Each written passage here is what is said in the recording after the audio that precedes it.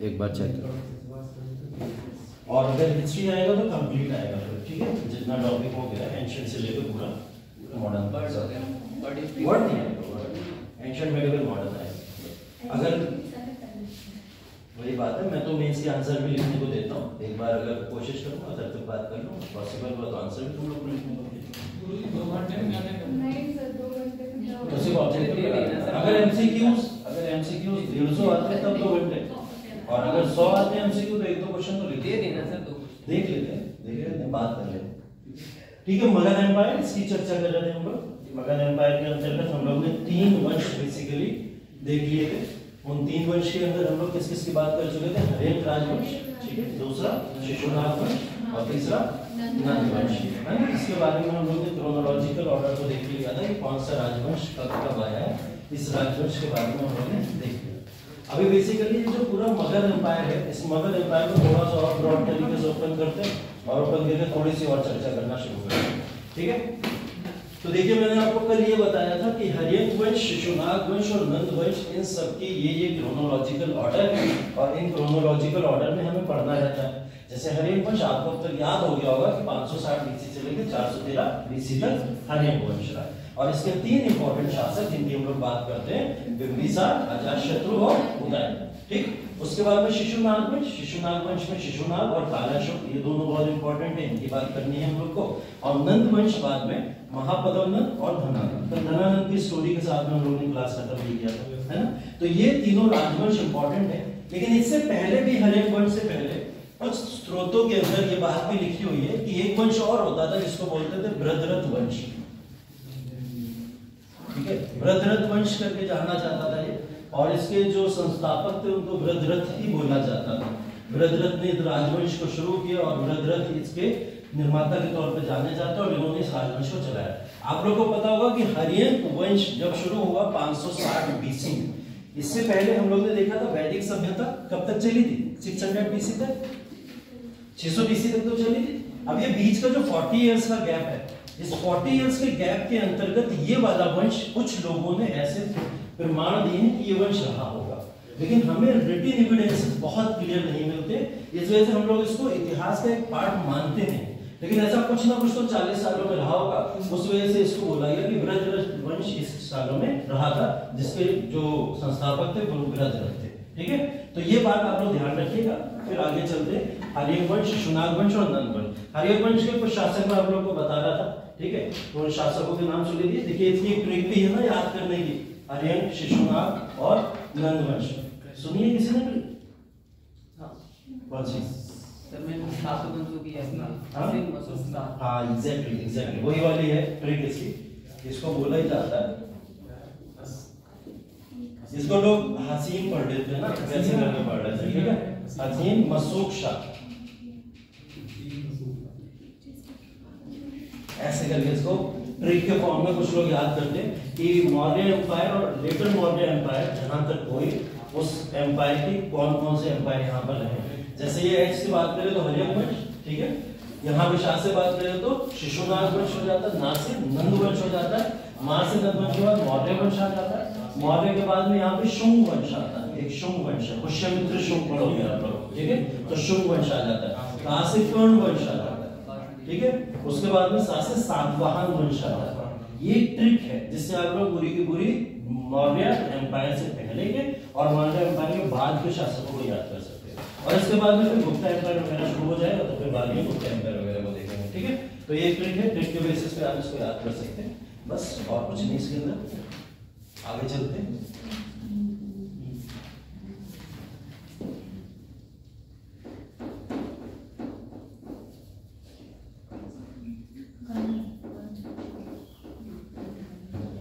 सुदर्शन झील थी, इसका निर्माण पुष्यमित्र शुंग इन्हीं ने, हाँ, बट इनकी अदर नाम लिखा हुआ है, पुष्यमित्र शुंग है, उन्हीं को बोला जाता है। नहीं होता तो कुछ से करके ये, पर नाम थोड़ा लिखते हैं।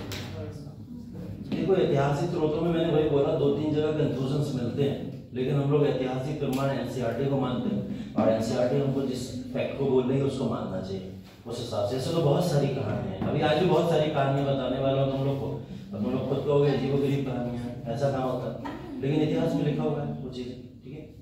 देखो, हम लोग बात कर रहे थे कल बिंबिसार संस्थापक, जिसको हरियंक वंश का संस्थापक जाना जाता है, या फिर मगध एम्पायर बेसिकली शुरू करने वाले बिंबिसार। मैंने बताया था इन्होंने 3 स्तर पे बेसिकली 3 पॉलिसीज से पूरे के पूरे मगध एम्पायर के ऊपर प्रशासन करना शुरू किया था, ठीक है। जिसके अंदर पहला था वैवाहिक संबंध इन्होंने बनाया।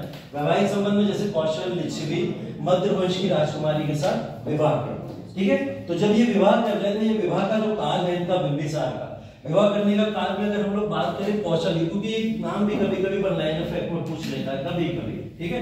तो जैसे जब यहाँ की महारानी से विवाह किया था, इनका नाम था महाकौशला, ठीक है। यहाँ की महारानी का नाम था महाकौशला। तो इसके बेसिस पे इन्होंने कौशल की राजधानी के ऊपर कंट्रोल कर लिया, विवाह किया। विवाह करने के बाद में वो सल्तनत भी अपनी होगी, तो महाकौशला से यहाँ पे इन्होंने विवाह कर लिया, ठीक है। लिच्छवी की महारानी थी जिनका नाम था चेमन्ना, ठीक है। लिच्छवी की महारानी जिनका नाम था चेमन्ना, और ये जो थी बेसिकली जैन धर्म की उपासक थी, जैन धर्म को माना करती थी। अब जैन धर्म को ये माना करती थी, उस वजह से धीरे धीरे बिंबिसार भी किसमें कन्वर्ट हो गए, जैनिज्म में, क्योंकि इनकी one of the favourite wife यही थी, ठीक है। 4 बीवियां होंगी तो एक तो फेवरेट होगी ना, कोई ना कोई इनकी फेवरेट। हाँ, तो इनकी फेवरेट वाली चेमन्ना ही थी, जो चेमन्ना के फॉर्म में जाना जाता, ठीक है। एक जो था बेसिकली पंजाब या फिर कश्मीर का राजवंश था, उसके अंदर भी इन्होंने पहुंचे और वहां पे जाके विवाह किया। वो महारानी थी छेमा, ठीक है। उन महारानी का क्या नाम था, छेमा। तो इन्होंने छेमा के साथ में वहां पे विवाह कर लिया। इससे क्या हुआ, कश्मीर का राजवंश या ऊपरी राजवंश वो इनके हाथों में आ गया। एक जगह और गए थे ये लोग, वैशाली, वैशाली में इन्होंने विवाह किया था आम्रपाली, ठीक है। इनसे विवाह जरूर किया था, वैशाली के सामने कुछ शर्तें भी रखी थी, लेकिन वैशाली को ये जीत नहीं पाए थे, ध्यान रखिएगा। बस इतना, विवाह जरूर किया था लेकिन वैशाली बिंबिसार के कंट्रोल में नहीं था उस समय, ठीक। तो 4 बीवियां थी, 4 बीवियों में से सबसे फेवरेट मैंने बोला कौन थी, चेमन्ना थी। चेमन्ना जैन धर्म की उपासक थी, और चेमन्ना के ही पुत्र का नाम क्या था, अजातशत्रु, ठीक है। बस ये ध्यान रखिएगा, 4 वाइफ में चेमन्ना से जो पुत्र का जन्म हुआ था वो थे अजातशत्रु, आगे चल के जो साम्राज्य को और ज्यादा आगे बढ़ाते। तो बिंबिसार से रिलेटेड बाकी चीजें बताती थी, ये कुछ फैक्ट आगे ऐड कर लीजिए आप जो आपके काम के हैं, ठीक है। दूसरी चीज मैंने बताई थी शक्तिशाली शासकों से मित्रता, ठीक है। जैसे अवंती, अवंती में एक शासक थे, ठीक है, चंद्रप्रद्योत जिनका नाम था।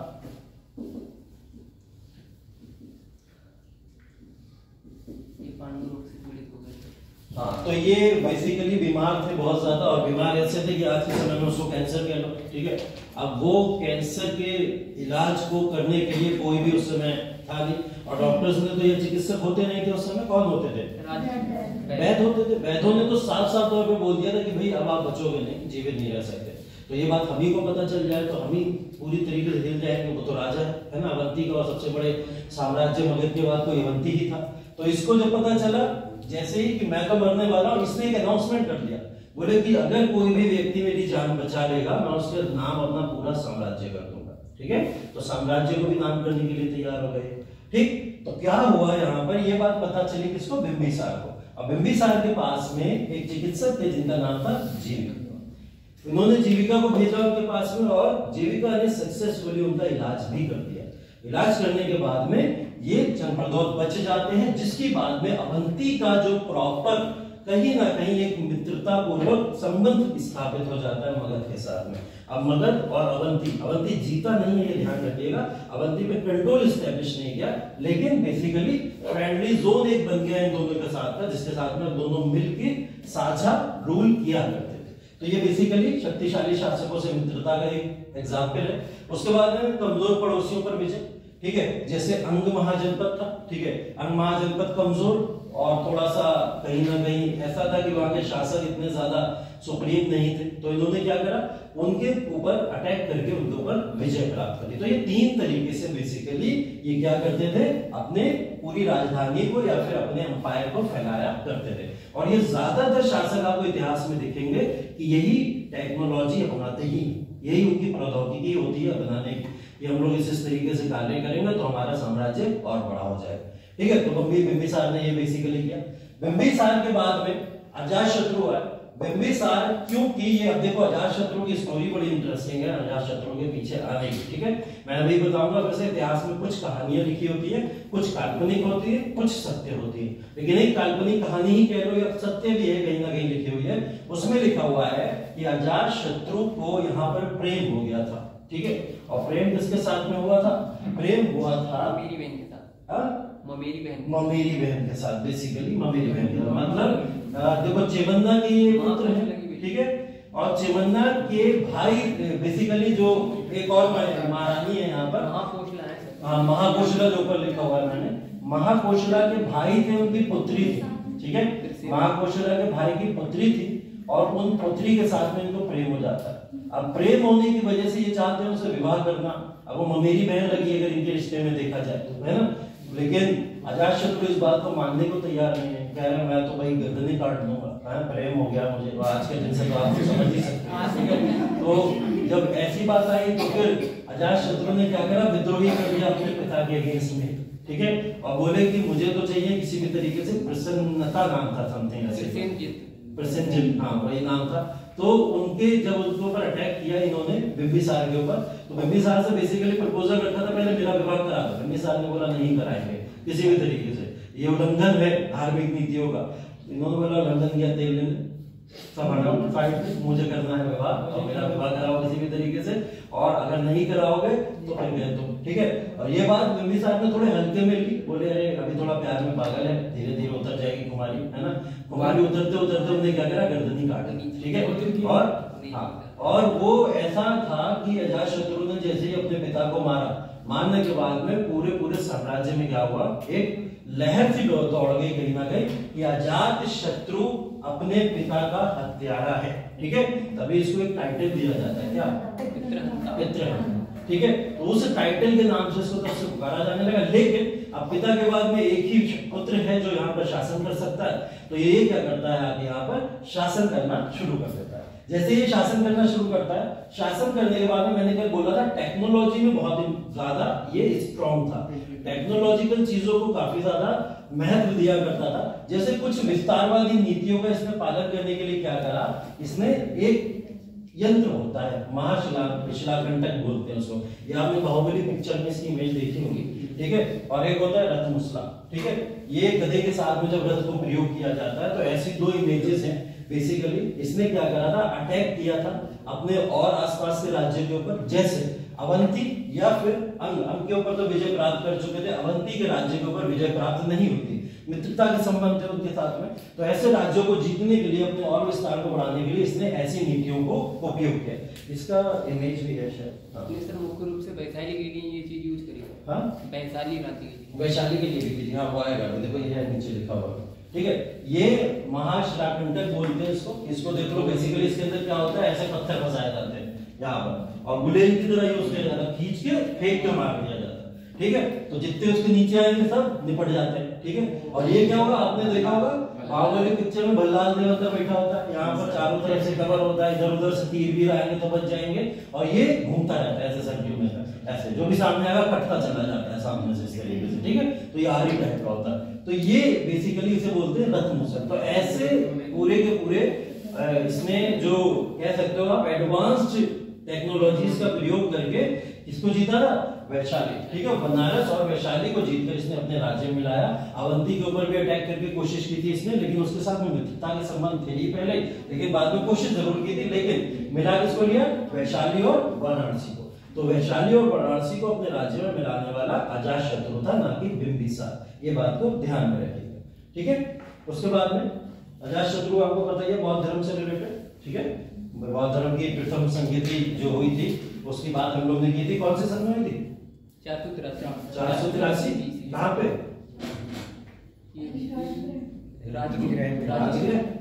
राजगीर में हुई थी।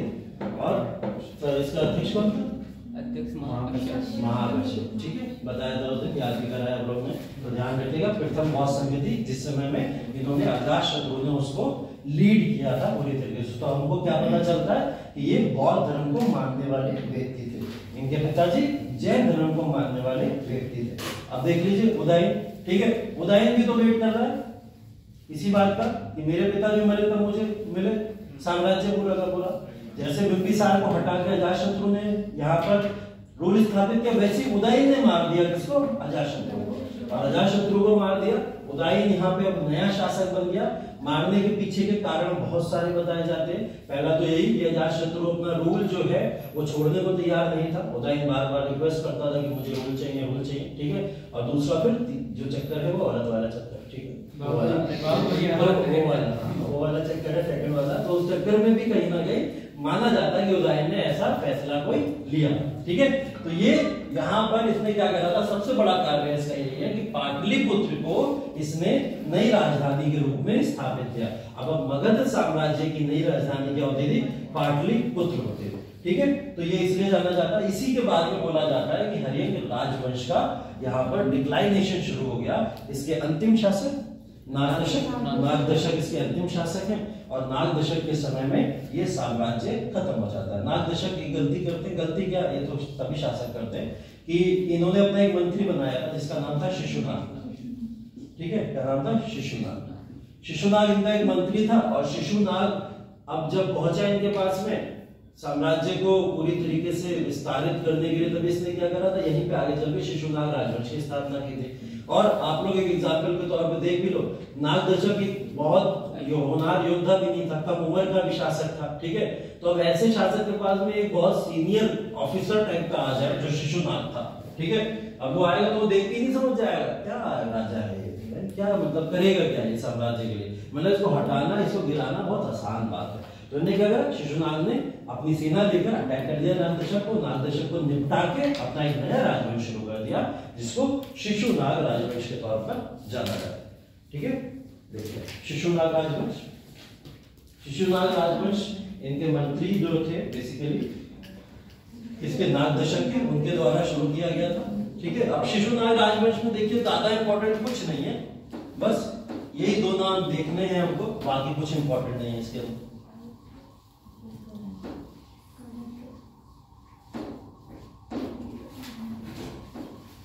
देखिए शिशुनाग राजवंश जब स्थापित हुआ, ठीक है, तो यहाँ पर देखिए अवंती को हराकर मगध का हिस्सा बना लिया गया। अब अवंती भी क्या हुआ, मगध में आकर मिल गया। अवंती के तो अच्छे संबंध किसके साथ में थे, हर्यक वंश के साथ में थे ना, लेकिन हर्यक वंश ही खत्म हो गया यहाँ पर। तो शिशुनाग वंश ने यहाँ पर क्या करा था, मतलब राजा जो शिशुनाग थे उन्होंने अवंती को भी मिला दिया पूरे मगध एम्पायर। अब देखो धीरे धीरे मगध कितना बड़ा एम्पायर बनता चला जा रहा है। जो 16 महाजनपद हम लोग ने बात की थी वो घट के कितने होते चले जा रहे हैं, 7, 8, 9 ऐसे घटते घटते खत्म ही हो जाएंगे, ठीक है। तो महाजनपद मिलते चले जा रहे हैं सब एक दूसरे में, ठीक। उसके बाद में कालाशोक आते हैं। कालाशोक बेसिकली यहाँ पर आके क्या होता है, वैशाली में द्वितीय बौद्ध संधि थी। कब हुई थी द्वितीय बौद्ध संधि? 383 में। कौन सी जगह? वैशाली में। और अध्यक्ष साबाकामी। साबाकामी राजा कौन थे? वो कालाशोक, ठीक है। ये बात ध्यान रखिएगा, ठीक है। अब कालाशोक ने भी यहाँ पर अपने एक मंत्री बनाए थे जिनका नाम था महापद्मनंद, ठीक है। और महापद्मनंद ने क्या करा, यहाँ पर कालाशोक की हत्या कर दी। और कालाशोक की हत्या करने के बाद में महापद्मनंद ने यहाँ पर एक नया राजवंश शुरू किया जिसको नंद राजवंश के तौर पर जाना जाता है। इसको बोला जाता है ये पहला गैर क्षत्रिय राजवंश था। अभी तक इतिहास में ऐसा नहीं हुआ था कि कोई क्षत्रिय के अलावा कोई भी राजवंश आया हो। ये पहला ऐसा राजवंश था जिसको बोला जाता था क्षत्रिय नहीं थे। कौन थे ये लोग? निचली जाति का बोला जाता था इनको इतिहास के अनुसार। इस वजह से इनको क्षत्रिय राजवंश में काउंट नहीं किया जाता। अब ये क्षत्रिय राजवंश से बहुत खफा रहेगा। ऑब्वियस सी बात है, ऐसा राजा जब गद्दी पे आ जाएगा तो वो क्षत्रिय लोगों से या क्षत्रिय वंशों से खफा रहेगा। आसपास से जितने वंश है वो सब कौन है? क्षत्रिय है, ठीक है। अब क्या करेगा, उनके ऊपर अटैक करेगा नहीं करेगा, ठीक है। तो इसने क्या करा, आसपास के जो भी राजवंश थे उन राजवंश के ऊपर अटैक करना शुरू किया। और अटैक करने के बाद में उनको अपने राज्यों में मिलाना शुरू किया। मतलब आप कह सकते हो कि जो ये मगध इस एरिया में शुरू हुआ था वो मगध अब यहाँ से शुरू होकर पूरा ये कश्मीर, अफगानिस्तान का इलाका, यहाँ तक पूरा का पूरा मगध एम्पायर विस्तारित हो चुका था नंद वंश के कार्यकाल के दौरान, ठीक है। और यहीं से आपको याद होगा कि ये वही जगह है जहां से सिकंदर एंटर करने की सोचा था। वही तो जगह है, ठीक है। यहाँ पे एक राजा राज कर रहा था सिंध के अंदर, कौन? पोरस। पोरस पोरस राजा था ये पोरस, जो यहाँ पर राज कर रहा था। सिकंदर यहीं तो आया था सबसे पहले, ठीक है। उसके बाद में यहाँ पर इसने एंटर किया था। ठीक, तो ये बात ध्यान रखिएगा। बेसिकली हुआ क्या था कि ये पूरा का पूरा साम्राज्य का विस्तार नदन एरिया से लेकर कहीं ना कहीं पूरा पूर्वी इलाके तक इन्होंने कर लिया था नंद वंश के कार्यकाल के दौरान। नंद वंश का कार्यकाल आया, उसके बाद में एक शासक है जिनका नाम था धनानंद। ठीक है, धनानंद बेसिकली पॉपुलर था अपनी जनता को शोषित करने के लिए। क्या भी बताया था मैंने, ये अपनी जनता के लिए कार्य नहीं कर रहा था, उनका शोषण कर रहा था। उनके ऊपर जो कर लगाए जाते थे वो कर काफी ज्यादा कहीं ना कहीं लोगों के द्वारा, आगे इतिहासकारों के द्वारा क्रिटिसाइज किए गए। तो लोगों में, जनता में भी असंतोष फैला हुआ था। ठीक है, और इसी का एक फायदा मिल गया था मौर्य राजवंश को, जिन्होंने अटैक करके इस पूरे के पूरे साम्राज्य को अपने राज्य में मिला दिया। लेकिन उससे पहले की कुछ कहानी जो कल मैंने आपको बताई थी, वो कहानी क्या थी? सिकंदर का भारत की तरफ आना। ठीक है, तो यहाँ से जब सिकंदर आता है, धनानंद भारत के मगध साम्राज्य के ऊपर रूल कर रहे हैं, और यहाँ पे तक्षशिला यूनिवर्सिटी, ठीक है, यहाँ पर तक्षशिला यूनिवर्सिटी, तक्षशिला यूनिवर्सिटी में कौन है? चाणक्य। चाणक्य के कोई और नाम बताए? विष्णुगुप्त और विष्णुगुप्त और कौटिल्य, ये सब इन्हीं के नाम है, ध्यान रखिएगा। तो विष्णुगुप्त, कौटिल्य या फिर चाणक्य, ये तीन नाम इनके हैं। अब इन्होंने क्या करा था? चंद्रगुप्त मौर्य को अपना एक सबसे वफादार स्टूडेंट और सबसे होनहार स्टूडेंट के तौर पर उन्हें वहां पर रखा हुआ था। वहां पे तक्षशिला यूनिवर्सिटी में ये उनको पढ़ाया करते थे, और चंद्रगुप्त मौर्य को ये बेसिकली भारत का राजा बनाने के लिए तैयार भी कर रहे थे। बहुत सारी कहानियों में आपने देखा होगा कैसे चाणक्य चंद्रगुप्त मौर्य को तैयार कर रहे हैं भारत में रूल करने के लिए, मगध साम्राज्य को लेने के लिए। ठीक है, तो ये जब यहाँ पर एक न्यूज आई, वो न्यूज क्या आई कि सिकंदर भारत की तरफ बढ़ रहा है। सिकंदर वो व्यक्ति है जो मैंने कल भी बताया था कि लगभग सभी इलाके जीत के भारत की तरफ आया था, और इसको कोई हरा नहीं पाता था। और ये एक बार सोच लेता इसको आक्रमण करके जीतना है तो उसको जीत ही जाता था, इसको कभी किसी ने रोका नहीं, है ना। तो जब सिकंदर भारत की तरफ बढ़ रहा था, तो यहाँ पर एक राजा राज करता था, सिंध का राजा, जिसको पोरस कहते हैं, और इसने अटैक करके पोरस को भी हरा दिया। ठीक है, और जब पोरस को हराया, पोरस को हराने के बाद में इसने अपने दरबार में बुलाया, और दरबार में बुला के पोरस से बोला कि बैठो घुटने पे और बोलो कि मैंने स्वीकार किया तुम्हारी पूरी की पूरी सल्तनत को, और मैं आज से जो कहोगे वो करने के लिए तैयार हूं। पोरस ने मना कर दिया। पोरस बोला कि नहीं, मेरी गर्दन काट दो, लेकिन मैं कभी तुम्हारे सामने इस तरीके से घुटने टेक के नहीं बैठने वाला।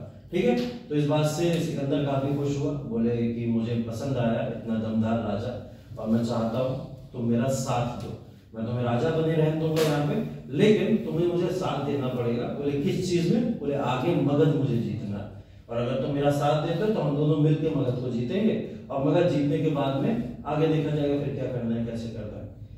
पोरस ने सोचा कई बार क्या करना है क्या नहीं करना। उतनी देर में सिकंदर की बीवी आई भागती और बोली तुम मेरे भैया, और जल्दी से आगे लाके बात।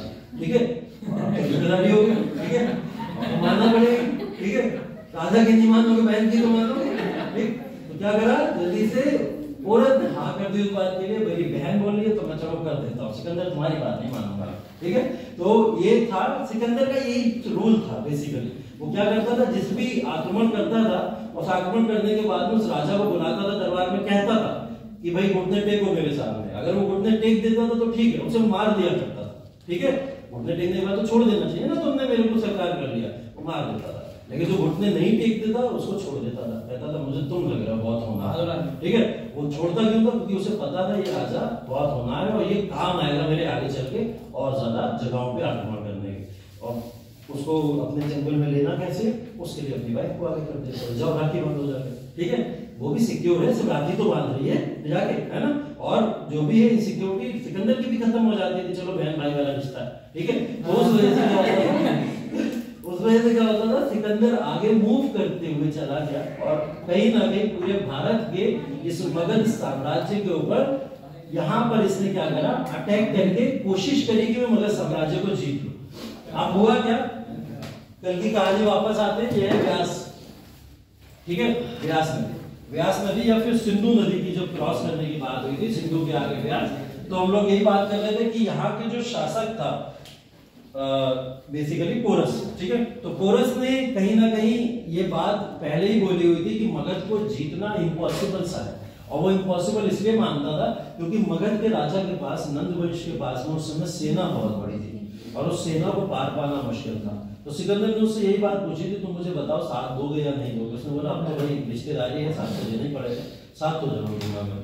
ठीक है, तो इन्होंने बोला ठीक है, तुम अपनी सेना मेरी सेना मिलाओ और हम सबको आगे बढ़ाते हैं। आगे बढ़ाने की बात आई तभी यहीं पे चाणक्य भागते हुए कहाँ पे आए थे, धनानंद के पास में। और धनानंद से उन्होंने बोला था, इवन रिक्वेस्ट की थी कि बेसिकली यहाँ पर आने वाला है सिकंदर, और सिकंदर को कैसे बचाया जाएगा। सिकंदर को अगर आप चाहते हो मुगल एम्पायर को बचाना सिकंदर से, तो बचाने का एक ही तरीका है, आपकी सेना पूरी तरीके से आगे बढ़े और आगे चल के यहाँ से भगा दे उसको, सिकंदर को।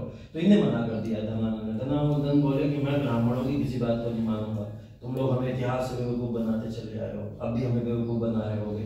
इनको यही सोची समझी साजिश कर रहा है, कुछ ऐसा कर रहा है और हमसे हमारा एम्पायर छीनना चाह रहा है। तो इन्हें क्या करा, चाणक्य को बेइज्जत करके वही बाल पकड़ के क्या करा था, बाहर फेंक दिया था। तब से वो चोटी वाला सीन भी बताया था मैंने। ठीक है, तो ये बेसिकली चले गए चाणक्य, और चाणक्य ने जाके बोला कि मैं ये बात चंद्रगुप्त को नहीं बता सकता, वरना दो भारतीय आपस में भी लड़ जाएंगे, और अगर ये भारत आपस में लड़ गया आपस में, तो क्या होगा, सिकंदर आसानी से भारत में एंटर कर जाएगा। तो इन्होंने उस समय संयम रखा, बर्दाश्त किया, सब्र किया, और उस समय चंद्रगुप्त मौर्य को बोला कि तुम जाओ सेना में भर्ती हो जाओ जाके इसकी, सिकंदर की।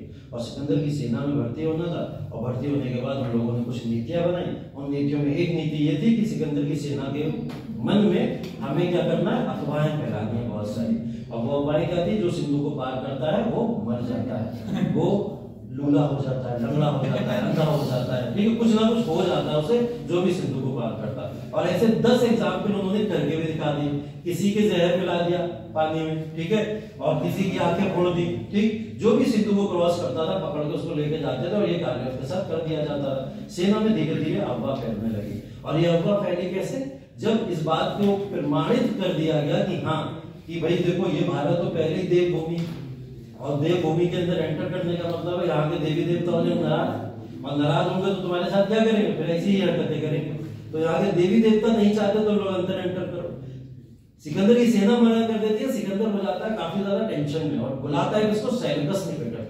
ठीक है, सेल्यूकस निकेटर यहाँ पे आता है, और सेल्यूकस निकेटर समझाता है जनता को, ये पूरे मतलब किसको समझाएगा, पहले सिकंदर को आगे, कि क्यों चाह रहा हो, क्यों अटैक करना है, देवभूमि छोड़ो चलते हैं वापस। लेकिन सेल्यूकस निकेटर का यहाँ पर जो सोच थी वो क्या थी, कुछ और ही थी। वो चाहता था कि मैं चंद्रगुप्त मौर्य के साथ में आगे भारत की तरफ बढ़ूंगा। ठीक है, तो मेरा भारत कहीं ना कहीं मुझे दिख रहा है, वो नहीं चाहता था सिकंदर जाए, वो क्या चाहता था, मैं स्वयं जाऊं, है ना। तो सेल्यूकस निकेटर ने यहाँ पर जनता जो इनकी आर्मी थी, इस आर्मी को समझाने से ज्यादा क्या करा, उसको और बलगला दिया। ठीक है, और जो आर्मी थी यहाँ से वापस चले जाते। अब सेल्यूकस निकेटर कुछ 400-500 की आर्मी के साथ में बचा हुआ था, और सिकंदर इसको पुश कर रहा था कि नहीं अटैक करो, अभी अटैक करो, तुरंत अटैक करो। ठीक है, अटैक करने की जब बात होती है तो सेल्यूकस निकेटर क्या करता है, यहाँ से मना कर देता है, और सिकंदर को बोल देता है कि अब यहाँ पे 400 की आर्मी के साथ अटैक करने का कोई फायदा नहीं है।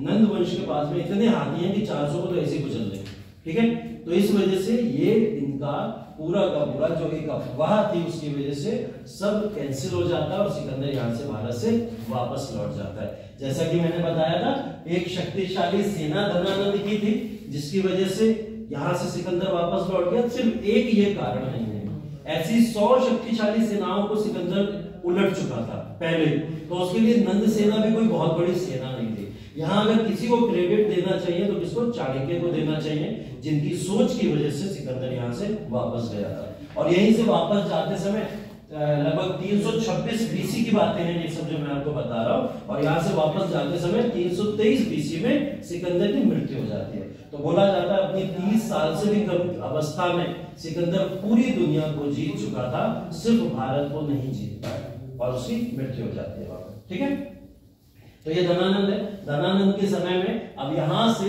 ये बात चाणक्य तुरंत बता देते हैं चंद्रगुप्त मौर्य को, जो घटना उनके साथ हुई थी। ठीक है, कौन सी घटना हुई थी, जो धनानंद ने उनको बाहर निकाला था दरबार से बेइज्जत कर। ठीक है, तो ये घटना जैसे ही बताते हैं, चंद्रगुप्त मौर्य अपनी आर्मी लेकर तैयार हो जाते हैं और कहते हैं अब धनानंद को नहीं छोड़ा जाएगा, अब उसके ऊपर करेंगे हम आक्रमण और हम जीतेंगे। ठीक है, तो ये जो हसीन वाला था, कौन कौन सा, हरियम, शिशुनाग वंश और नंद वंश, ये यहाँ खत्म हो जाता है, और इसके बाद में शुरू होता है मौर्य वंश। अब मौर्य वंश कैसे शुरू होता है, उससे पहले समझना थोड़ा और चीजें जरूरी है, जैसे मगध। मगध के बारे में बेसिकली हम लोग मगध के बाद में मौर्य एम्पायर को अलग तरीके से ही पढ़ेंगे थोड़ा। मगध को एक्चुअल में बिल्ड करने वाले हरिवंश, शिशुनाग और नंद वंशी थे, ठीक है। और मौर्य वंश ने तो एक बने बनाए एम्पायर के ऊपर आकर रूल किया, ठीक, बनाने वाले वही लोग थे। तो ये बेसिकली क्यों इतना बड़ा एम्पायर बन गया, क्या सफलता के कारण है इसके। पहली चीज मैंने कल भी आपको बताई थी, इसकी भौगोलिक स्थिति, ठीक है। भौगोलिक स्थिति क्योंकि नदियों पहाड़ों से घिरा हुआ इलाका था, और नदियों पहाड़ों के घिरा होने की वजह से रिसोर्सेज में बहुत रिच था। रिसोर्सेज की बात करें तो व्यापार में भी बहुत रिच था।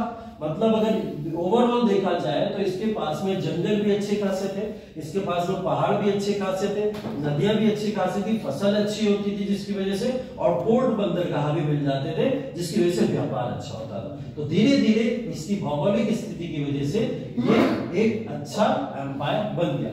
दूसरी चीज, बड़े पैमाने पर हाथियों का उपयोग। इस समय में जो हाथियों का उपयोग हुआ है वो इन्हीं को मिल पाया। जैसा मैंने बताया था कि जो जंगल उस एरिया के थे वहां पे जंगली हाथी बहुत ज्यादा रहते थे, बहुत ज्यादा, ठीक है। अभी क्वेश्चन आया था ना प्रोजेक्ट एलिफेंट, जंगली हाथियों से रिलेटेड है ना, वो गलत था, ठीक है, उसको सही कर सकते थे, सिर्फ ऑनली नहीं होता है, ठीक, वो सारे हाथियों से रिलेटेड होता है। तो बड़े पैमाने पर यहाँ पर हाथी जो थे बेसिकली उनका उपयोग किया जाता था। जंगलों में जितने भी हाथी रहते थे उन सारे हाथियों को पकड़ के ये लोग अपनी सेना में ले आते थे, उनको ट्रेन करते थे, और ट्रेन करने के बाद में कहा जाता है ये हाथियों की एक बहुत विशाल सेना यहाँ पर बना चुके थे, ठीक है। अच्छे नेता कह सकते हैं हम लोग। अच्छे नेता की बात करें, बिंबिसार, अजातशत्रु, महापद्मनंद, ये कुछ एग्जाम्पल हैं। ये उस समय अच्छे नेता थे। अच्छे नेता की मतलब बात हो रही है यहाँ पे, एक अच्छे शासक थे जिन्होंने इस एम्पायर को चलाया और इतना बेहतरीन एम्पायर बनाया, ठीक है। विस्तार के लिए उत्साह सभी के अंदर था। ये जितने भी लोग हैं सब विस्तारवादी नीति को अपनाते थे। चाहे अजातशत्रु को देख लीजिए, चाहे आप बिंबिसार को देख लीजिए, या महापद्मनंद। महापद्मनंद तो नंद वंश को कहां तक लेकर चले गए थे, कश्मीर तक लेकर जा चुके थे। और इधर अजातशत्रु ने वैशाली के इलाके तक सारी चीजें जीत ली थी, ठीक है। तो ये विस्तारवादी नेता थे। विस्तार के लिए उत्साह इनके अंदर था अच्छा खासा, जिसकी वजह से ये सफल हुआ पूरा का पूरा। महाजनपदों की अगर बात करें विभिन्न पहलुओं की, तो विशेषताओं को अगर आप देखो तो पहली बात तो इसके अंदर कुछ अलग ये था कि नए प्रकार के नगरों का उदय हुआ था यहाँ पर, ठीक है। ये कुछ टर्मिनोलॉजीज दी हुई है, जिन टर्मिनोलॉजीज के बेसिस पे पूछा जाता है कि महाजनपद में या मगध एम्पायर में इस शब्द का मतलब क्या होता है, ठीक है। तो ये पूछ लिया जाता है कभी कभी, इसको ध्यान रखिएगा। महानगर होते थे इस समय, बड़े शहर जैसे काशी, कौशाम्बी, श्रावस्ती, ये सब महानगर थे इस समय में। राजधानी इनकी जैसे राजगृह पहले थी, बाद में क्या हो गई, पाटलिपुत्र बन गई, ठीक। उसके बाद में पुरा बोलते थे या नागरा बोलते थे किसको, किलेबंद शहर को। मैंने बोला था मगध जहां जहां जाता था एम्पायर वो किलेबंदी करता था, और किलेबंदी का कारण बाहरी अटैक ना हो, बाहरी आक्रमण ना हो, तो उसके लिए ये लोग किलेबंदी किया करते थे, ठीक है। निगमा बोला जाता था बाजार शहर को, क्या होता था, मार्केट होता था, सिटी मार्केट होता था, उसको क्या बोलता था, निगमा बोला जाता था। और नगर का बोलते थे छोटे शहरों को, जो छोटे छोटे शहर होते थे वो क्या होते थे, नगर का होते थे, ठीक है। इस समय में 3 प्रकार के गांव भी थे, अस्तित्व में 3 प्रकार के गांव भी होते थे। एक को बोलते थे विशिष्ट गांव, एक थे उपनगरीय गांव, और एक थे सीमावर्ती गांव। ये 3 तरीके के गांव भी इस समय में हुआ करते थे। तो 3 समुदाय के अंदर बेसिकली ये डिवीजन था, ठीक है। और अलग अलग तरीके के लोग अलग अलग तरीके से रहते थे। जैसे यहाँ पे देख लीजिए, ज्यादातर गांव इसी तरीके के थे जहाँ पे मिश्रित लोग रहते थे, जातियां, समुदाय सब मिक्स होकर रहते थे, ठीक है। दूसरी बात, अगर उपनगरीय गांव की बात करें तो ये व्यवसायिक गांव हुआ करते थे। यहाँ पे व्यवसाय ज्यादा हुआ करता था, लोग व्यवसाय करते थे। जैसे आज के समय में अगर कस्बों को बनाया गया था, तो कस्बों का मतलब आप लोग समझते थे क्या होता था, कस्बों को क्यों बनाया गया था, शेरशाह सूरी के समय पढ़ा है ना हम लोग ने। कस्बा एक माध्यम होता था शहर और गांव के बीच का, मतलब गांवों से जितना भी व्यापार कराया जाता था, हाँ, वो सब कस्बे के थ्रू शहरों तक पहुंचाया जाता था। तो कस्बा क्या बनता था, एक कहीं ना कहीं वो जोन बनता था, एक मीडियोकर बनता था जो व्यापार को आगे बढ़ाने के लिए कार्य किया करता था। तो वैसे ही क्या सीमावर्ती गांव, लोग बहुत सारे लोग कस्बों से भी हो गए, ऐसे शब्दों का उपयोग ना करें। हाँ, सीमावर्ती गांव, ठीक है। अनामिका ग्राम बोलते हैं जिसको, ठीक है। ग्रामीण इलाकों की परिधि पर स्थित, ग्रामीण इलाकों की जो बाउंड्रीज होती थी उससे रिलेटेड इसको बोला जाता था। इसके बाद में ब्रह्मा देवी होते थे, कुछ अलग टाइप के एरियाज होते थे जो सिर्फ और सिर्फ ब्राह्मणों को दिए गए थे, और वो ब्राह्मण ही उसके अंदर रहा करते थे। ऐसा ब्राह्मणों का मतलब यहाँ पर पुरोहितों से, ठीक है।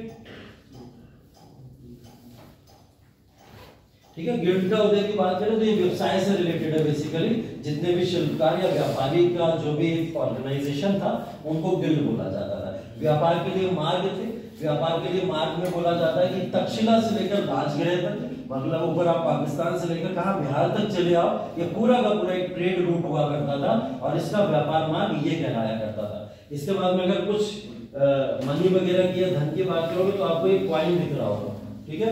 इस कॉइन के अंदर आपको कुछ दिख रहा होगा कि ये मार्क पंच करके मार्क किया जाता था, ठीक है। पंच करके मार्क करके इसके ऊपर कुछ सिंबल बनाए जाते थे और जब ये सिंबल इसके ऊपर बनते थे तब ऑथोराइज्ड होता था ये कि राजा ने इसको ऑथोराइज किया, अब इसकी कीमत होगी कुछ। अगर खाली सिक्का है उसकी कोई कीमत नहीं हुआ करती, तो इसको क्या बोलते थे हम लोग, निष्ठ बोला करते थे, जैसा पहले भी हम लोग एक बार पढ़ चुके, ठीक है। तो ये प्रारंभिक श्रृंखला थी सिक्कों की, ठीक है। ज्यादातर ये लोग काहे के बने होते थे, चांदी के बने होते थे, ठीक है, और कुछ तांबे के भी सिक्के थे। तो चांदी और तांबा दोनों देखने को इस समय में मिला है हमको, ठीक। उसके बाद करों की बात होती है। करों की अगर बात की जाए तो करों के बेसिस पे अच्छे खासे कर ये लोग लिया करते थे लोगों से, जिसके अंदर जैसे मैंने पहले भी बताया था उपज का छठा हिस्सा 1/6 इस समय लिया जाता था। और उसके अलावा भी बलि अनिवार्य हो गया। इसे एकत्रित करने के लिए बलि अध्यक्ष नामक विशेष अधिकारों को नियुक्त किया जाता था, अधिकारियों को, ठीक है। बलि का मतलब बलि देना नहीं है, यहाँ पर क्या है, स्वैच्छिक भुगतान, मतलब आप अपनी मर्जी से कर दे सकते हो, वो वाला भुगतान है, ठीक है। अगर कोई अपनी मर्जी से देना चाहे तो दे सकता था, लेकिन इसको क्या कर दिया, अनिवार्य कर दिया गया, ठीक है, अनिवार्य कर दिया गया। पहले क्या होता था, जैसे मैंने बताया कि बिंबिसार ने अपने अपने जैसे जैसे राज्यों को विस्तारित करना शुरू किया, है ना, अलग अलग विवाह किए थे उसने अलग अलग जगहों पे जाके। तो जैसे जैसे वो जहां से विवाह करता था, विवाह करने के बाद में जिस एरिया को कैप्चर करता था उस एरिया के ऊपर भी वो कर कौन लेगा, बिंबिसार ही लेता था। और जब इन्होंने बनारस कैप्चर किया था, जो बनारस का इलाका था पूरा का पूरा, वो बनारस के इलाके से ही 1 लाख रुपए का कर अकेले ये लोग लिया करते थे, सिर्फ बनारस के इलाके से। अब 1 लाख रुपए का कर आप लोग जरा सोचो, कब की बात हो रही है, 600 साल ईसा पूर्व, मतलब वही 600 साल ईसा पूर्व या 500 साल ईसा पूर्व की अगर हम बात करें तब की बात हो रही है। और 500 ईसा पूर्व आज अगर मिलाओ तो 2500 साल हो गया, और इन 2500 सालों में 1 लाख रुपए कर उस समय इनको मिल जाता। सोच लो कितना बड़ा राजा रहा होगा उस समय का, है ना। आज के समय में अगर देखा जाए तो 1 लाख की वैल्यू अभी भी 1 लाख ही है ना। बोलते ना जो लखपति हो जाता है जिसके पास में 1 लाख होता है, और उस समय में ये उतना कर ले लेते थे सिर्फ और सिर्फ एक विभाग से जाके। तो सोचो ऐसे कितना कर मिलता होगा। इसलिए महाजनपद कहीं ना कहीं इतना ज्यादा सफल एम्पायर बना, ठीक। उसके बाद में कृषि की बात करें तो कृषि के विस्तार के बारे में पहले ही बताया मैंने, लोहे के हल यूज होने लगे थे, ठीक है। लोग अब लोहे के हल यूज करते थे, उपजाऊ मिट्टी के अंदर वो लोग अब हल को अच्छे से एंटर करा के वहां पे फसल का अच्छा उत्पादन कर लिया करते थे, ठीक है। तो उत्पादन अच्छा होता था। फसलों में जैसे चावल होता था, जौ, दालें, बाजरा, कपास और गन्ना, ये हुआ करते थे उस समय में, ठीक है। कुछ ऑर्गेनाइजेशंस भी देख लीजिए, प्रशासनिक व्यवस्था है, और प्रशासनिक व्यवस्था में कौन कौन लोग होते थे, जैसे परिषद होती थी, ठीक है, जिसमें ज्यादातर सलाहकार लोग होते थे और ज्यादातर लोग ब्राह्मण लोग शामिल उसमें हुआ करते थे, ठीक है। उसके बाद अधिकारी, ठीक है, कम्मिकार्स होता था, ये कस्टम अधिकारी होता था, कस्टम वगैरह का पूरा यही देखता था। शुल्क अध्यक्ष, टोल अधिकारी जिसको कहा जाता है, ठीक है। और राजभट यात्रियों के जीवन और संपत्ति की सुरक्षा के लिए नियुक्त किया जाता है, ठीक है। तो ये बेसिकली कानून व्यवस्था है, प्रशासनिक। लिखना लिख लो, मेरा क्या जा रहा है, मेरा फॉर्म बोलना पड़ेगा। वैसे मैं नोट्स दे देता तुम लोग तो परेशान हो गया। कल नोट्स दिए थे ना, मोक्ष नहीं दे देता, तो अभी मोक्ष में ही घूम रहे हो, आ जाओ बाहर। सर नोट्स का वर्ड ऐसे लगा, मोक्ष आज भी बहुत ज्यादा सुन लो तुम, आज सुनना भी, हाँ आज की भी सुनेंगे, आज सुनने का तो देना है, सुनाना कहाँ मिलेगा। चलो आज में मिलोगे तुम, रात में पवन वाले चलो मिल चुका मुझे 2-3 बार। कॉफी ले लेते, दूध में दूध नहीं तो अरे वहाँ पे चरण 2 बार पढ़ चुका, मतलब चरण अपने मित्रों के साथ में होता है, गलत मत समझो, मित्रों के साथ होता है। मित्र का टीचर नहीं ग्रुप होता है उसका। हाँ वो तो पता है। लिख लिए?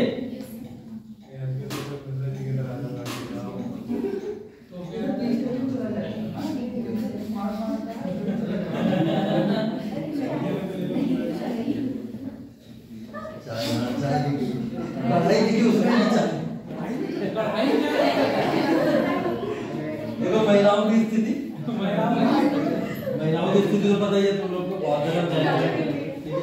सबने देख लिया।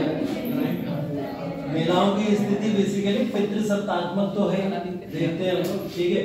और अंतर्विवाही जाति व्यवस्था होती थी, ठीक है। और महिलाओं के लिए बेसिकली आदर्श आचार संहिता होती थी।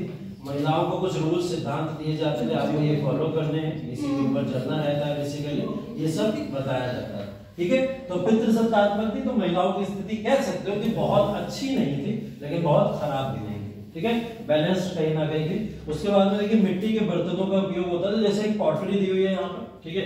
पॉटरी इस तरीके की कढ़ाई होती थी इस समय, ठीक है। कढ़ाई बेसिकली इसी को बोला जाता था धूसर मृत भांड, ठीक है, जो आप लोग पढ़ेंगे भी आर्ट एंड कल्चर के अंदर में, फिर से लेके आऊंगा इसको, तब पढ़ेंगे आप लोग।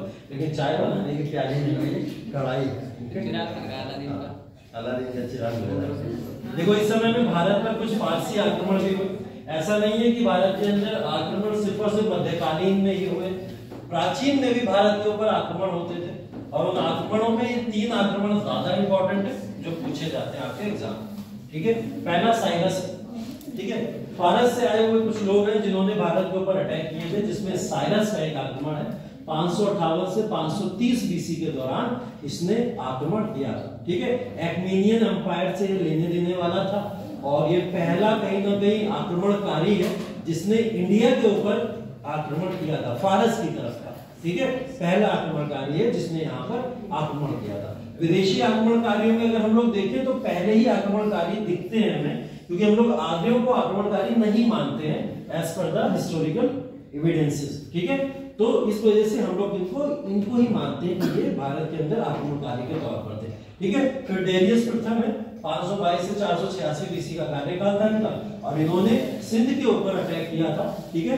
और 518 बीसी में ये सिंध का अटैक इनके तौर पर जाना जाता है, ठीक है। ज़ेल्ज़ेक्स थे इसके बाद में 465 से लेकर 56 तक, ठीक है। और इन्होंने भी गंधार, ठीक है, गंधार के अंदर अटैक किया था, ठीक। और इसी समय में इन्होंने ग्रीकों वगैरह के जो दौरान हुई थी लड़ाइयां, वो सब इन्हीं के दौरान देखने को मिलती है। तो ये 3 फारस के राजा हैं जिन राजाओं ने इस दौरान आक्रमण किया जब मगध का एम्पायर धीरे धीरे आगे विस्तारित हो रहा था। तो ये मगध के विस्तारण के दौरान हुए आक्रमण है, ये 3 आक्रमणकारी, इनके नाम याद कर लीजिए सिर्फ और सिर्फ, और कौन से एरिया पे इन्होंने आक्रमण किया इतना याद कर लीजिए, सफिशिएंट है बस। और बाद में जाके क्रोनोलॉजी से मिला लेना कि कौन सा राजा किसके समय में आक्रमण किया होगा, डेट लिखी हुई है सारे राजाओं के पीछे, ठीक है, उसको मिला लेना। बहुत ज्यादा अगर एक्स्ट्रा देखना है तब की बात करना, वरना ये 3 चीजें बहुत सही है, इसी को पढ़ लो बस, ठीक है। हो गया ना?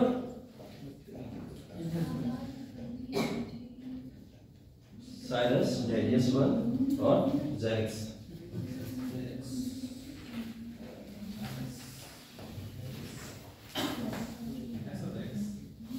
सर एक क्वेश्चन था।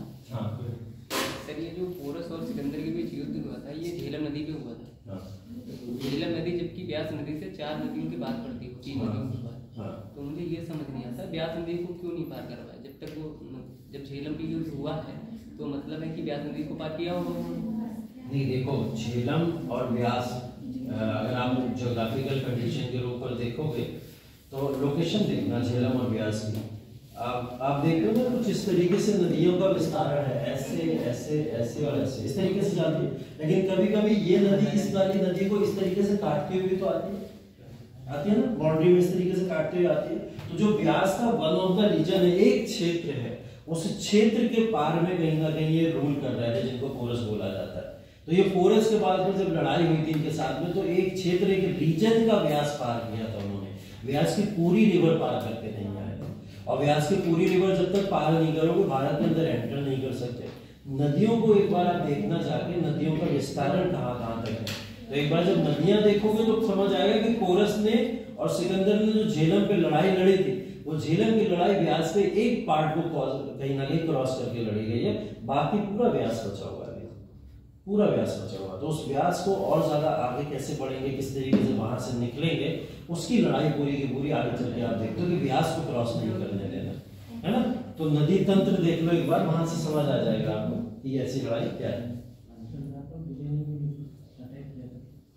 ठीक है, फारस से आक्रमण तो हुआ, लेकिन फारस के आक्रमण के कुछ प्रभाव पड़े भारत के ऊपर जो पूरे इतिहास में आज तक देखने को मिलते हैं। ठीक है, पहली चीज तो व्यापार और वाणिज्य। ठीक है, वाणिज्य या व्यापार, फारस के साथ में संबंध कहीं ना कहीं पहले दुश्मनी से जरूर शुरू हुए, बाद में उनके साथ में व्यापार और वाणिज्य होने लगा। तो व्यापार वाणिज्य के रूप में कहीं ना कहीं पॉजिटिव चीजें दिखी जिससे भारत को फायदा हुआ। ठीक है, भारत में फारसी सिग्लोई प्रकार के सिक्कों की नकल की गई।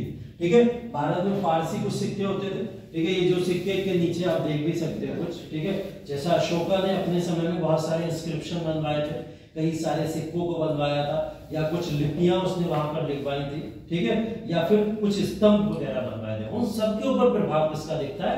पर्शियन आर्ट का पूरा प्रभाव वहां देखने को मिलता है। ये जैसे खरोष्टी लिपि है, खरोष्टी लिपि को यहाँ पे यूज किया गया था अशोका के द्वारा, और इसमें अपने इंस्क्रिप्शन उसमें लिखा है। तो ये बेसिकली कहाँ का लेखन है? फारस का लेखन है, पर्शियन लेखन हुआ करता था, और उस पर्शियन लेखन को भारत ने अडॉप्ट कर लिया था। तो ये कुछ एग्जाम्पल है उस समय में। ठीक है, जैसे ये सिग्लोई टाइप के कॉइन है जिनको उपयोग किया गया था, यहाँ पे सिग्लोई टाइप के कॉइन, ये खरोष्टी स्क्रिप्ट है। ये सब आर्ट एंड कल्चर का भी कुछ पोर्शन हमें पढ़ना है, मुगल एम्पायर में क्या क्या आर्ट एंड कल्चर रहा है उस समय में, ये और डिटेल में बता दूंगा मैं आपको। ठीक है, लॉइन कैपिटल, इसको तो आप जानते ही हैं। ठीक है, ये पूरी तरीके से आज के समय में हर जगह आपको देखने को मिलता है। हमारी चाहे करेंसीज हो जाए, चाहे फिर हमारा पार्लियामेंट हो जाए, या फिर संसद का कोई भी रूपांतरण हो, तो ये चीज देखने को हमें मिलती है। ठीक है, तो ये अशोका स्तंभ के फॉर्म में जाना जाता है। फिर पर्शियन पिलर है, ये पिलर जो है बेसिकली इसके ऊपर अशोका ने जो इमेजेस को, जो एनिमल्स को, या फिर जो भी आर्ट फॉर्म को यूज किया है, वो सारी की सारी आर्ट फॉर्म फारस की आर्ट फॉर्म हुआ करते थे। तो ये इंपैक्ट पड़ते हैं, अगर कोई हमारे ऊपर अटैक भी किया है, उससे भी कहीं ना कुछ पॉसिबल चीजें देखने को मिलेगी। ठीक है, फिर ये सिकंदर का आक्रमण आ गया, ये सब तो मैंने बता दिया आपको। 326 ईसा पूर्व में हुआ था, और 323 में वापस जाके ये यहाँ पे निपट जाते हैं। ठीक है, निपटते कहाँ पे? ये देख लो बस, ग्रीस जाते समय बेबीलोनिया में इनकी मृत्यु हो जाती है। ठीक है, ग्रीस जाते समय बेबीलोनिया में इनकी मृत्यु हो जाती है। इसका भारत पर क्या प्रभाव पड़ा? भारत के ऊपर पूरा अटैक तो नहीं आ पाया सीधी तौर पे, लेकिन कुछ ना कुछ प्रभाव तो एक पड़ा कि भारत और ग्रीस के बीच सीधा संपर्क स्थापित हो गया। ठीक है, जब सिकंदर ने भारत के ऊपर अटैक किया तो ग्रीस वालों ने भी देखा यार कौन सी ऐसी जगह से सिकंदर भागा चला जा रहा है, क्यों जीतने के लिए इतना उत्साहित है, और फिर सिकंदर बिना जीते वापस कैसे आ गया, है ना। तो ये बात ग्रीस वालों को चुभी होगी, तो ग्रीस वालों ने क्या करा? भारत के साथ में सीधे तौर पर संपर्क स्थापित करना शुरू कर दिया। ठीक है, और इस संपर्क की वजह से कई सारे व्यापार भी देखने को मिले, वो भी बड़े। गांधार कला जो आई वो बेसिकली ग्रीस की ही बोली जाती है। आगे चल के आप पढ़ोगे फॉर्म्स ऑफ आर्ट्स। ठीक है, तो आर्ट की जितनी भी फॉर्म्स है उसमें गांधार आर्ट भी होती है। तो वो गांधार आर्ट कहां से लाई गई थी? वो यही है बेसिकली ग्रीस या फिर यूनान के इलाकों से भारत के अंदर लाई गई। ठीक है, भारत को पश्चिम से आक्रमण के लिए उजागर किया। इसी के बाद में भारत के पश्चिम के आक्रमण भी देखने को मिलते हैं। ठीक है, वो भूमि के मार्ग खुल गए थे, और चंद्रगुप्त मौर्य के अधीन भारत का एकीकरण हो गया इसी के बाद। ठीक है, तो यहाँ पर जैसे इन्होंने अटैक किया था, अटैक के बाद में इसी के अलेक्जेंडर के अटैक, देख लो एम्पायर, देख लो अलेक्जेंडर का, ये कितना बड़ा एम्पायर ये रूल करता था इस समय, और ये पूरे एम्पायर के बाद में अब इधर बढ़ा था। यहाँ ये भी एम्पायर इसने जीत लिया था, लेकिन इस एम्पायर को ये अपनी मर्जी से छोड़ के चला गया था। ठीक है, तो इसने अपनी मर्जी से छोड़ दिया, लेकिन अभी प्रेजेंट टाइम में इसके पूरा का पूरा ये एम्पायर था जब ये भारत की तरफ बढ़ा था। ठीक है, तो ये भारत की तरफ जब बढ़ा था तो ये पूरा एम्पायर इसके पास में हुआ करता था। तो ये पूरे के पूरे एम्पायर को अलेक्जेंडर इस समय रूल करने के लिए यहाँ पर आगे बढ़ रहा था, लेकिन इसको रोक किसने दिया? चंद्रगुप्त मौर्य के एम्पायर ने, जिसकी वजह से चंद्रगुप्त मौर्य के एम्पायर की स्थापना हो गई। ठीक है, तो इसी की वजह से चंद्रगुप्त मौर्य के एम्पायर की स्थापना हो गई। अब जो एम्पायर इसको रोकने वाला था उसका इतिहास मौर्य एम्पायर। ठीक है, और मौर्य एम्पायर की ये पूरी की पूरी क्रोनोलॉजी है।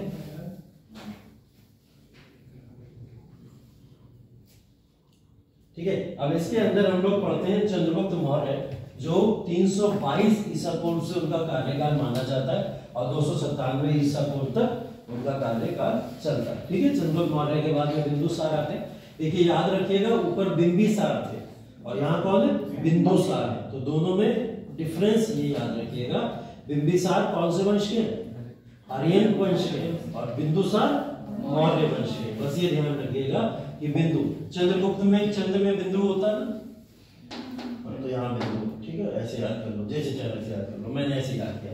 ठीक है, तो बिंदुसार, बिंदुसार के बाद में अशोक, अशोक के बाद में दशरथ आते हैं, और ये सब बीच के किसी भी क्रम के नहीं, आपको सिर्फ यहाँ तक पढ़ना है, चंद्रगुप्त, बिंदुसार और अशोक। ठीक है, बस ये 3 साम्राज्य काल आपको पढ़ने, और इसके बाद में जो लास्ट है आपके वृद्धरथ, ठीक है, वो याद भी है तो भी ठीक है, नहीं याद है तो भी ठीक है, सिर्फ अंतिम शासक ने इतना पता होना चाहिए, मौर्य वंश। ठीक है, अब खींचो फोटो, अब आएगा। ठीक है, तो देखिए चंद्रगुप्त मौर्य जो 322 से 297 ईसा को जिनका समय काल है, और ये इस समय में जब यहाँ पर शासन करने आए थे, इसके पीछे की कहानी, कल मैंने वो 2 क्वेश्चन दिए थे ना आपको, कौन से थे 2 क्वेश्चन? पहला क्वेश्चन हरा क्यों नहीं पा रहा था, हरा क्यों नहीं पा रहा था, किसको, धनानंद को, चंद्रगुप्त मौर्य, और दूसरा प्रेरणा कहाँ से मिली थी उसे, तो ये बता दो मुझे फिर।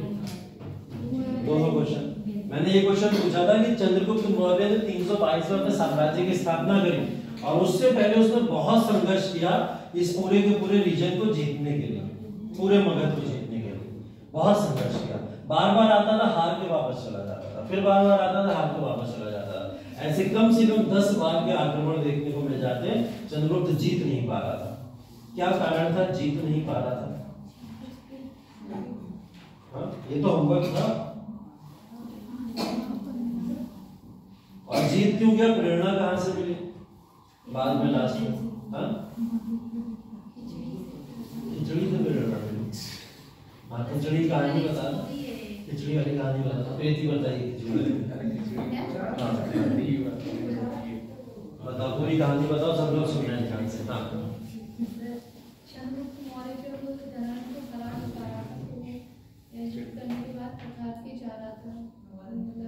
ठीक है, खखार के जा रहा था, तो भूख भी लगी थी और प्यास भी लगी थी, तो वो जाते जाते एक झोपड़ी में पहुंचा जहाँ पे ना मतलब दरवाजा नहीं था, अंदर एक बुढ़िया थी, वो खिचड़ी बना रही थी। चंद्रगुप्त ने वहाँ एंटर किया, तो फिर उस बुढ़िया ने उसे पानी दिया और बैठने को कहा। उसके बाद मतलब उसे लगा कि ये भूखा भी है, तो उसने उसे खिचड़ी ऑफर की, तो उसने मतलब वो खाने लगा, तो उसने सीधे बीच में हाथ डाला खिचड़ी खाने के लिए, तो उसका हाथ जल गया। तो बुढ़िया ने ऐसा कहा कि तुम्हारा खिचड़ी खाने का तरीका बिल्कुल चंद्रगुप्त जैसा है, क्योंकि उसकी हालत ऐसी हो गई थी कि वो पहचान में नहीं आ रहा था। तो बुढ़िया ने कहा तुम्हारे खिचड़ी खाने का तरीका बिल्कुल चंद्रगुप्त जैसा है। तो चंद्रगुप्त ने कहा आपको कैसे पता कि चंद्रगुप्त ऐसे खिचड़ी खाता है? तो उन्होंने कहा कि जैसे चंद्रगुप्त सीधे धनानंद के बीच में जो साम्राज्य वहां पे आक्रमण कर रहा है, वैसे तुमने सीधे बीच से खिचड़ी खाना शुरू किया। जब किनारे किनारे से खाओगे तो वो जल्दी ठंडी हो जाती है और वहां से तो उसे सब समझ में आ गया कि मुझे पहले किनारे मतलब जो मगध साम्राज्य है उसके साइड वाले एरिया को कवर करना चाहिए, उसके बाद फिर बीच में धनानंद पे अटैक करना चाहिए। कहानी थोड़ी अधूरी है, तो कहानी अच्छी है, सही है, लेकिन थोड़ी सी अधूरी है। कहानी एक्चुअल में ये है कि चंद्रगुप्त मौर्य और चाणक्य बहुत समय से अटैक करते करते कहाँ इतना भूखे प्यासे हो गए थे कि उन्हें जंगल में कुटिया टाइप की देखी, छोटी मोटी कुटिया होती है जो लोग रहते थे उस समय, तो उसके अंदर एक औरत रहती थी, साथ में उसके एक बच्चा भी रहता था, छोटा सा बच्चा था। ठीक है, वो बच्चा रहता था, तो वो भूख भूख भूख चिल्ला रहा था। इधर से इन लोग ने देखा कि शायद हम लोग को भी खाने को मिल जाए, तो ये दोनों पहुंच जाते हैं वहां पे। तो चाणक्य और चंद्रगुप्त दोनों जब वहां पहुंचे, पहुंचने के बाद में अब वहां पहले ये होता था कि हमारी संस्कृति का ये हिस्सा ही है कि मेहमान का सत्कार किया जाता है, कोई भी मेहमान होता और उसको खिलाया पिलाया जाता है अच्छे से जब भी कोई आता है। तो चंद्रगुप्त ने वहां पे जाके शरण ली और बोला कि अगर कुछ आपके पास में अन्न वगैरह हो तो हमें भी दे दीजिएगा। तो वो खिचड़ी बना रही थी उस समय। ठीक है, खिचड़ी बनाते समय उनका पुत्र जो था बुढ़िया का, कहीं ना कहीं वो औरत का जो पुत्र था वो भी साथ में बैठा, तो अपने पुत्र को परोसती। तो वो कह रही थी कि पहले मैं इसको दे दूं, ये बहुत रो रहा है, इसको खिला देती हूँ, उसके बाद मैं आपको दे दूँ। तो जब अपने पुत्र को देती है, वो इतना भूखा था, उन्हें भूख की वजह से सीधा हाथ प्लेट में डाल दिया, एकदम बीच में ही डाल दिया था उठाकर सीधा। और जब बीच में उसने डाला तो उसको उसकी माता जी ने प्यार से मारा था, झापड़ खींच के, ठीक है। और वो झापड़ जब मारा उसको और बोले कि बिल्कुल चंद्रगुप्त हो रहा, ठीक है। तो ये मीम बन गए थे उस समय, तो आज के समय में मीम इंस्टा पे फेसबुक पे देखकर तो हाँ, तो चंद्रगुप्त उस समय मीम मटेरियल बन चुके थे पूरे मगध के अंदर। और उनको इस तौर पे जाना जाता था कि ये राजा अजीब बेवकूफ राजा है ना। तो उसको एक एग्जाम्पल के तौर पे चिंतन मार के बोला गया, समझाया गया, बिल्कुल चंद्रगुप्त हो, तुम्हें तमीज नहीं है कैसे खाया जाता है, चलो सही से खाओ, फिर उसमें दिया जाता है तो वो सही से साइड से खाना शुरू करता है। चंद्रगुप्त पूछते उससे कि चंद्रगुप्त वाला मैटर क्या, आपने क्यों बोला कि चंद्रगुप्त हो रहा, बिल्कुल ऐसा क्या सीन है। तो उसने बोला, बढ़िया ये बात बताई कि चंद्रगुप्त जो है मगध एम्पायर को कब्जा करने के लिए बहुत प्रयास कर रहे हैं, लेकिन नहीं जीत पा रहे, ठीक है। तो जीतने का ना कारण क्या है, जैसे ये सर्किल है, सर्किल के अंदर पूरा का पूरा नंद वंश है, और नंद वंश के इस बीच के एम्पायर के ऊपर बार बार ये आते हैं और ये अटैक कर देते हैं, ठीक है। और ये बार बार जो अटैक कर रहे हैं, इस अटैक की वजह से नंद वंश को जीतना तो इम्पॉसिबल है, क्योंकि आसपास की सेना घेर लेती है चारों तरफ से, फिर इनको वापस जाना पड़ता है, और ऐसे ही कब तक बच के भागेंगे, एक समय निपट ही जाएंगे, है ना। तो ये बात जब उनको समझाते तो चाणक्य ये बात समझ जाते हैं, ठीक है। चंद्रगुप्त इतने समझदार नहीं थे, लेकिन चाणक्य भी तो साथ में बैठे हुए, चाणक्य समझ जाते हैं बात। और इसके कहने का मतलब ये है कि सीधा बीच में अटैक ना करो, सबसे पहले इनको टारगेट करो, ये रीजन्स जो है साइड पे जो रीजन्स। तो ये क्या करते हैं, अब की जो अटैक करते हैं वो क्या करते हैं, साइडेड अटैक करते हैं। और जितने भी यहाँ पर सीमा है इसकी पूरी की पूरी सीमा रेखा है सारी की सारी, उस सीमा रेखा के ऊपर अटैक करके अब जाते हैं और एंटर करते हैं, तब जाके हरा पाते हैं नंद वंश को। तो वो एक स्टोरी है जो प्रेरणा देती है कहीं ना कहीं लोगों को, जिसकी वजह से लोग अब आके पूरे इस एम्पायर को हरा पाते हैं। तो ये एक्चुअल में स्टोरी है जिसकी वजह से यहाँ पर नंद वंश को हराकर चंद्रगुप्त मौर्य अपना एक राजवंश शुरू करते हैं, जिसको मौर्य राजवंश कहा जाता है। चंद्रगुप्त मौर्य क्या क्षत्रिय थे, ब्राह्मण थे, कौन? चंद्रगुप्त मौर्य। नंदवंश तो हमने देख लिया कि जनजाति से रिलेटेड कहीं ना कहीं, या शेड्यूल कास्ट शेड्यूल ट्राइब से रिलेटेड थे, लेकिन चंद्रगुप्त मौर्य कौन थे? क्षत्रिय थे। बताओ, पूछ रहे हैं, किसी को नहीं पता?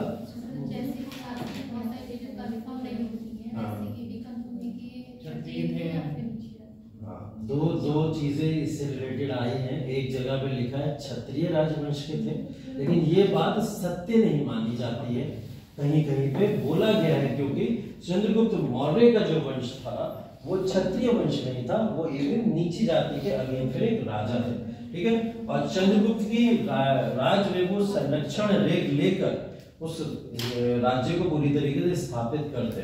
तो चंद्रगुप्त मौर्य कहीं ना कहीं मौर्य ही वंश पूरा का पूरा उसको जाना ही इसी तौर पे जाता है कि वो एक ना तो क्षत्रिय ना ब्राह्मण है, वो कहीं ना कहीं नीचे तबके के जो जाति होते थे उन वंशों में से आए, ऐसा माना जाता था। लेकिन वही मैं कह रहा हूँ, इसको लेकर बहुत सारे प्रयोग हुए हैं, लेकिन लोग ज्यादातर क्या मानते हैं, चंद्रगुप्त मौर्य कौन थे, वो नीचे ही जाति के थे।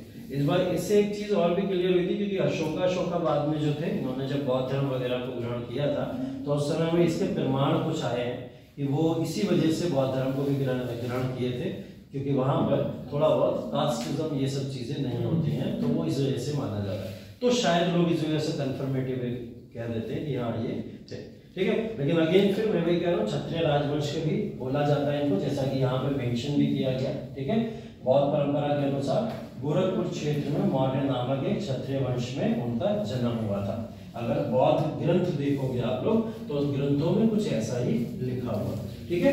अब बौद्ध ग्रंथों के अंदर ये बात लिखी हुई है, देखो। अब यहाँ पर इनके जन्म को लेकर बहुत सारे कहीं ना कहीं चीजें हैं, जैसे ऊपर में देखो, ब्राह्मणवादी परंपराओं के अनुसार उनका जन्म नंद दरबार में शूद्र महिला से हुआ, ये भी लिखा हुआ है। तो दोनों चीजें यहाँ पे मेंशन की गई हैं, तो आप लोग इसको लेके कंफ्यूज मत होइएगा बिल्कुल भी, ठीक है।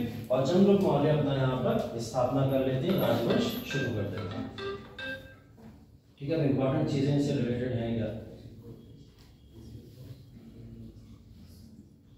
ठीक। अब देखो, उत्तर पश्चिमी भारत में सेल्यूकस के अधीन इन्होंने जो पूरा का पूरा उत्तर पश्चिमी भारत था, अगर इस मैप के अंदर देखें हम लोग, तो उत्तर पश्चिमी भारत का इलाका ये वाला इलाका हो जाएगा पूरा, ठीक है। ये इलाके के अंदर तो सिकंदर आ चुका था, सिकंदर ने पोरस को वहां पे हराकर इसके ऊपर तो कंट्रोल कर ही लिया था, लेकिन इसको छोड़कर सेल्यूकस निकेटर के हाथों में वो चला गया था। और सेल्यूकस निकेटर क्या चाहता था, एंटर करना मगध एम्पायर के अंदर, किसी भी तरीके से हम मगध के अंदर एंटर करें। तो उसके पास दो ऑप्शन थे, पहली चीज तो चंद्रगुप्त मौर्य के साथ में मित्रता कर ली जाए, और मित्रता अगर नहीं हो सकती तो फिर वॉर करा जाए, युद्ध करा जाए, जिससे हम लोग मगध एम्पायर को या फिर चंद्रगुप्त मौर्य के एम्पायर को कब्जा सके। सेल्यूकस निकेटर ने भारत के ऊपर कब्जा करने की अभी भी वो मंशा नहीं छोड़ी है। तो ये क्या करता है, सेल्यूकस निकेटर अपनी कुछ आर्मी के साथ में यहाँ पर कोशिश करता है चंद्रगुप्त के साथ में अटैक करने की। उसके पीछे उसकी दो लॉजिक्स थे। एक लॉजिक्स ये था कि मैं अटैक करूंगा तो मेरे ऊपर ध्यान आएगा चंद्रगुप्त का, और चंद्रगुप्त मेरे साथ में या तो संधि करेगा या तो फिर क्या करेगा, वॉर नहीं लड़ेगा, बोलेगा कि भाई बैठ के डील कर लो, मेरा नया एम्पायर तो खड़ा हुआ, क्यों खत्म करने के पीछे लगे हुए। तो इसने इस बेसिस पे ये सोच के इनके ऊपर अटैक करने की कोशिश करी। चंद्रगुप्त आए और चंद्रगुप्त ने आगे इनके ऊपर सीधा अटैक करा, और अटैक करा तो चंद्रगुप्त मौर्य ने अपनी पुत्री को आगे कर दिया, ठीक है। और इधर से चंद्रगुप्त ने अपनी पुत्री को, उनकी पुत्री को देखा, और जब देखा तो वो लव एट फर्स्ट साइट हो गया, है ना, होता है वो वाला। तो वो पुत्री को आगे ही इसीलिए दिया था उन्होंने कि मेरे पास तो है उपाय, मैं तो देख लूंगा आगे चल के मेरे ऊपर अटैक करेगा तो मैं अपनी पुत्री को आगे कर दूंगा, ठीक। उन्होंने अपनी पुत्री को आगे किया। चंद्रगुप्त मौर्य बोले यही तो चाहिए था मुझे, ठीक है, मगध एम्पायर तो मिल गया, मुझे विवाह भी तो करना है। तो विवाह करने के लिए उनकी पुत्री को उन्होंने चुन लिया। सेल्यूकस निकेटर से बोले कि मेरा विवाह कर दो इसके साथ में। सेल्यूकस निकेटर ने ससुर की तरह मुंह बनाया, बोले ना क्यों करने विवाह, ऐसे कैसे करने, नहीं करेंगे विवाह। तो चंद्रगुप्त मौर्य बोले कि तुमको क्या चाहिए, मगध एम्पायर, मतलब क्यों तुम मगध एम्पायर के पीछे पड़े हुए। तो बोले नहीं, मगध एम्पायर तो नहीं चाहिए मुझे, लेकिन मैं चाहता हूँ कि मगध एम्पायर का एक अस्तित्व मेरे नाम से भी जाना जाए। कि सेल्यूकस निकेटर भी कोई व्यक्ति था जिसने मगध एम्पायर के अंदर इस तरीके से अपना रोल स्थापित किया, ठीक है। तो चाणक्य ने बहुत समझाया था चंद्रगुप्त को इस बात के लिए कि विवाह मत करो, ठीक है। उन्होंने बहुत मना किया था चाणक्य ने, क्योंकि चाणक्य खुद उस नीति के थे, जानते थे उन सब चीजों को। लेकिन सेल्यूकस निकेटर की पुत्री से विवाह करने को मना किया। बोले विवाह करना कहीं भी करना, लेकिन उससे विवाह मत करना, क्योंकि वो समझते थे सेल्यूकस निकेटर की क्या सोच है, कैसे सोच है। लेकिन एक बार जो राजा बन जाता है उसको कहाँ दिखता है गुरु क्या कह रहे हैं क्या नहीं कह रहे, है ना। तो बोले हम तो करेंगे विवाह, ठीक, बिल्कुल करेंगे। अब देखो चंद्रगुप्त मौर्य और चाणक्य के साथ में एक एग्जाम्पल था। कौन सा वाला एग्जाम्पल? एक एग्जाम्पल ये था कि बिंबिसार ने मना किया था अजातशत्रु को विवाह करने के लिए, तो एक बेटे ने अपने बाप की गर्दन काट दी उस चक्कर में। तो चाणक्य को भी तो डर था, मैं तो गुरु ही हूं से और फिर मैं इसको फोर्स करने लगा, ज्यादा प्रेशर कर दिया तो ये मेरी ना गर्दन काट दे, है ना। लेकिन थे वो वफादार, फिर भी एक डर तो रहता है ना अंदर कि अरे ऐसा ना हो जाए। जिसने इतिहास पढ़ा हुआ होता है वो जानता है कि कहाँ पे कैसे डिसीजन लेना है। तो बाद में फिर चाणक्य बोले चलो ठीक है, तुम्हें जैसा करना तुम अपने हिसाब से करो, हमें कोई आपत्ति नहीं है उसमें, ठीक है। फिलहाल उन्होंने अपोज किया था। सेल्यूकस निकेटर का जो लॉजिक था कि भारत के ऊपर आना है, कैसे रूल करना है, क्या करना है, तो उसका लॉजिक ऐसे फुलफिल हो गया। उसने कहा मेरी बेटी जाएगी, ठीक है। अभी तो चंद्रगुप्त के अंडर में मुझे मंत्री बना दिया जाता बहुत ज्यादा, तो मैं अभी चंद्रगुप्त के अंडर में रूल करता। लेकिन अब मेरी बेटी का विवाह हो गया वहां पर, अब मेरी बेटी चंद्रगुप्त के ऊपर रूल करेगी, ठीक है। और जब वो चंद्रगुप्त के ऊपर रूल करेगी तो डायरेक्टली मैं रूल कर रहा हूँ मगध एम्पायर के ऊपर, है ना। तो ये सोची समझी साजिश थी कहीं ना कहीं, जिसके थ्रू यहाँ पर चंद्रगुप्त मौर्य ने उनसे शादी करी, और शादी करने के बाद में ये मगध एम्पायर जो था थोड़ा बहुत यहाँ पर किसी न किसी तरीके से किसके हाथों में आ गया था, वो सेल्यूकस निकेटर के हाथों में आ गया। और सेल्यूकस निकेटर ने भी एंटर नहीं किया, लेकिन सेल्यूकस निकेटर को भी डर था। वो डर क्या था कि यार मैंने तो अपनी बेटी को भेज तो दिया चंद्रगुप्त के साथ में, अब राजा ऐसे ही होते हैं, कहीं ना कहीं कल को शोषण करना ना शुरू कर दे, मारना पीटना ना शुरू कर दे, तो देखभाल तो करनी पड़ेगी।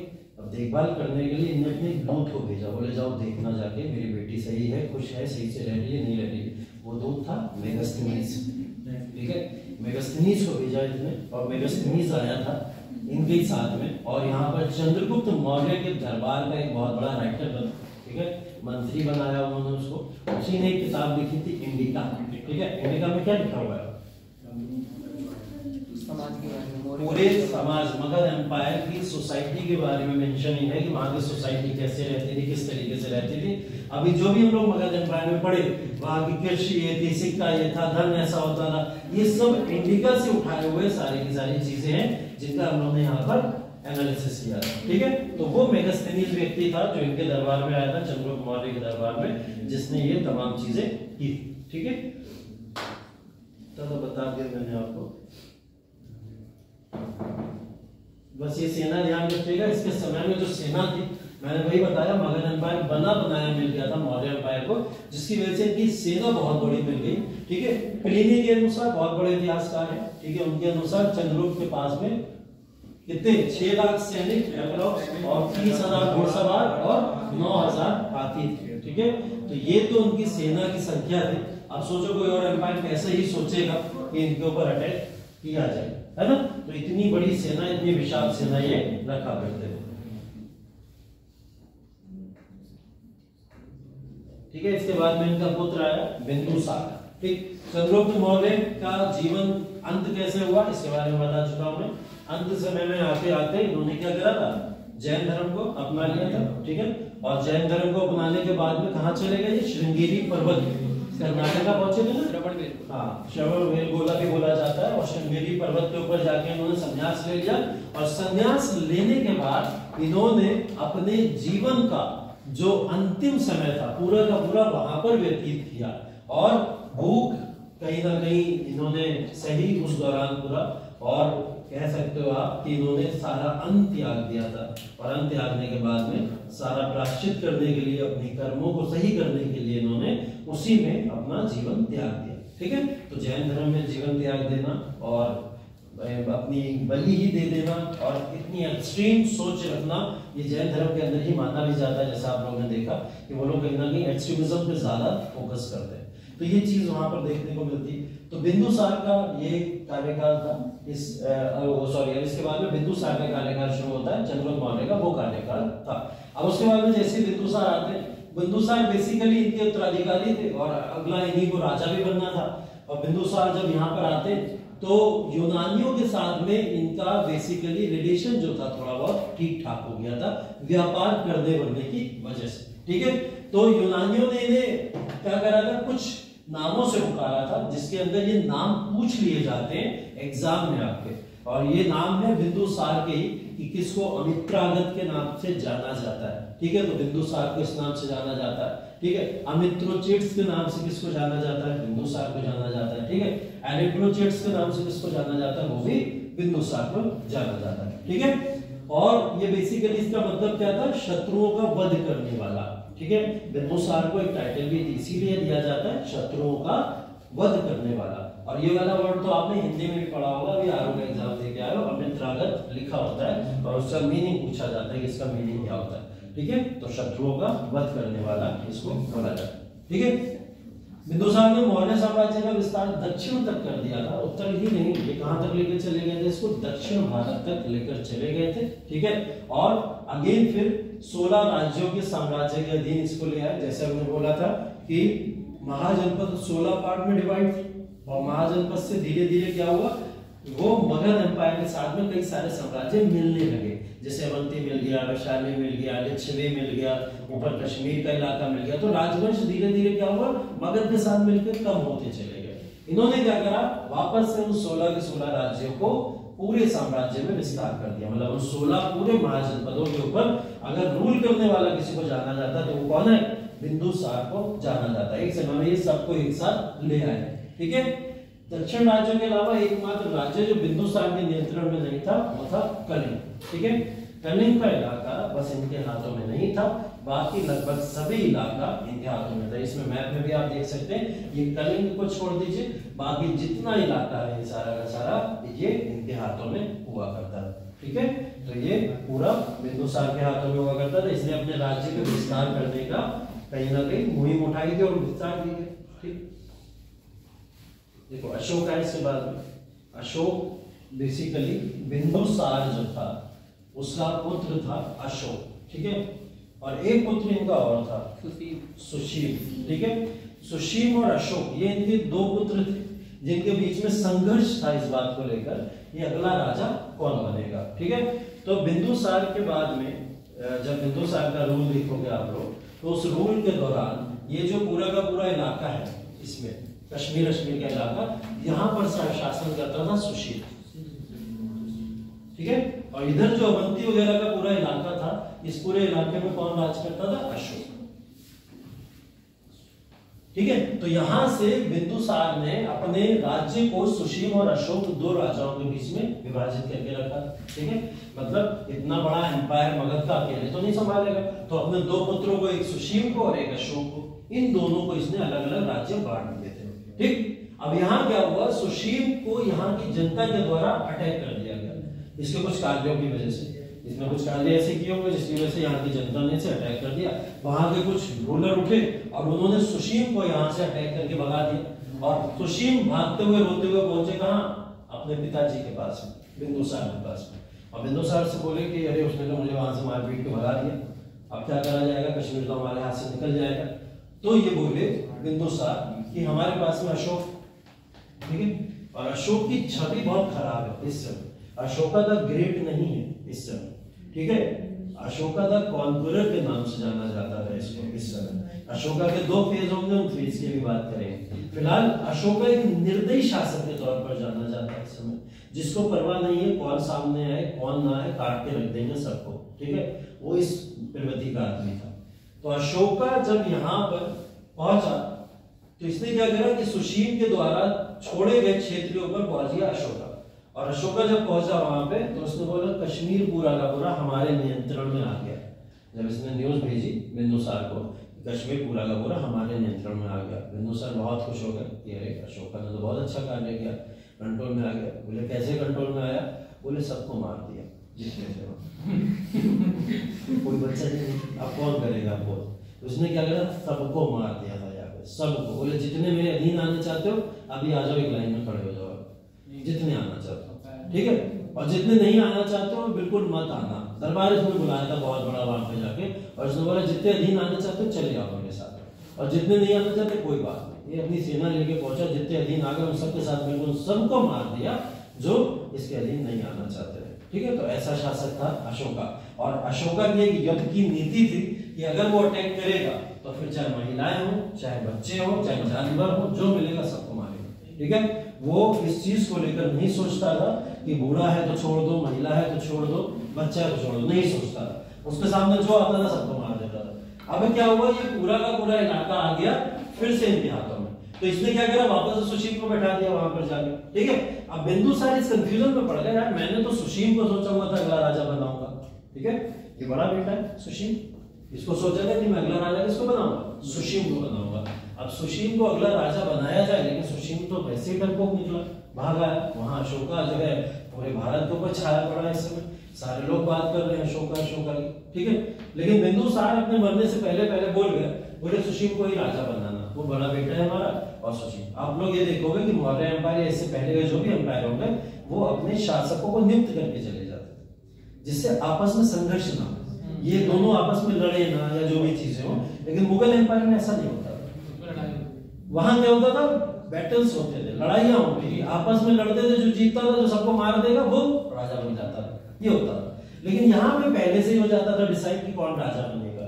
अब ये बन गए यहाँ पर बिंदुसार की जैसी मृत्यु हुई तो ये घोषित किसको कर गए? सुशील को। अब सुशील जब तक धीरे धीरे चल के आते, ठीक है, तब तक अशोका ने क्या करा, पहुंच गया यहाँ पे सीधा, और यहाँ से जाके अनाउंस कर दिया कि भारत का राजा मैं हूं। ठीक है, अशोका को पसंद नहीं करता था उसका बाप बिंदुसार, पसंद ना करने के पीछे बोलता था बहुत काला है। ठीक है, ऐसा बोलता था, उसके जो शब्द है वो बता रहा हूँ, और मेरा बेटा नहीं हो सकता है, इस तरीके की बातें बोलता था, कुछ इस तरीके से, बड़ी घृणा करता था उससे। और दूसरी चीज इससे भी चिढ़ता था कि ये मुझसे ज्यादा पॉपुलर है ना, पूरे भारत में इतना बिंदुसार का नाम नहीं होता, अशोका का नाम होता है। तो वो चाहता नहीं था कि अशोका शासक बने, तो वो इस वजह से सुशील को बोल के गया।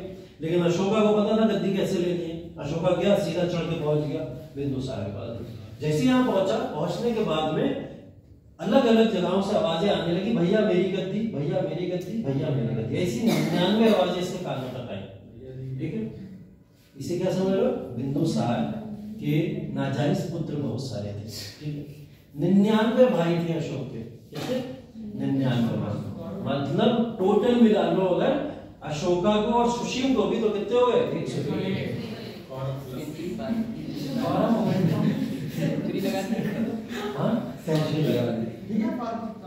तो 101 टोटल पुत्र थे इनके, जिनमें से 2 ओरिजिनल थे इतिहास में, ठीक है। 2 ओरिजिनल क्या है, अशोका और सुशील, जिनकी एक्चुअल में प्रमाणित तौर पर इतिहास में लिखा है। लेकिन 99 जो अदर्स थे इनके प्रमाण नहीं मिले, इन्होंने आगे बस क्लेम किया था कि हम भी तो हैं, हम भी तो हैं, हम भी तो हैं, ऐसे करके क्लेम किया, मेरा हिस्सा मेरा, ठीक है। हाँ, तो सब अपने अपने हिस्से मांग रहे थे, कह रहे थे हमें शासक मत बनाओ, कम से कम एक एक हिस्सा तो दे दो। इन 99 भाइयों ने ये अपील करी आगे, तो अशोका ने सबको बुलाया दरबार के अंदर, बोले सब आओ, सारे के सारे टोटल 99 भाई आए वहां पे। और 99 भाइयों को अशोका ने बोला क्या चाहते हो, बोले हमें ये हिस्सा चाहिए, ऐसा। एक आध तो बोला तुम हट जाओ, हम ही बैठेंगे ना, ठीक है। तो अशोका ने एक लाइन से चलाई तलवार और सबकी गर्दन काट दी, ठीक है। 99 भाइयों का हत्यारा कहलाता था अशोक उस समय इतिहास के अंदर, ठीक है। इसने अपने टोटल 99 भाइयों की हत्या कर दी, सबको मार दिया दरबार के अंदर बुलाकर, ठीक।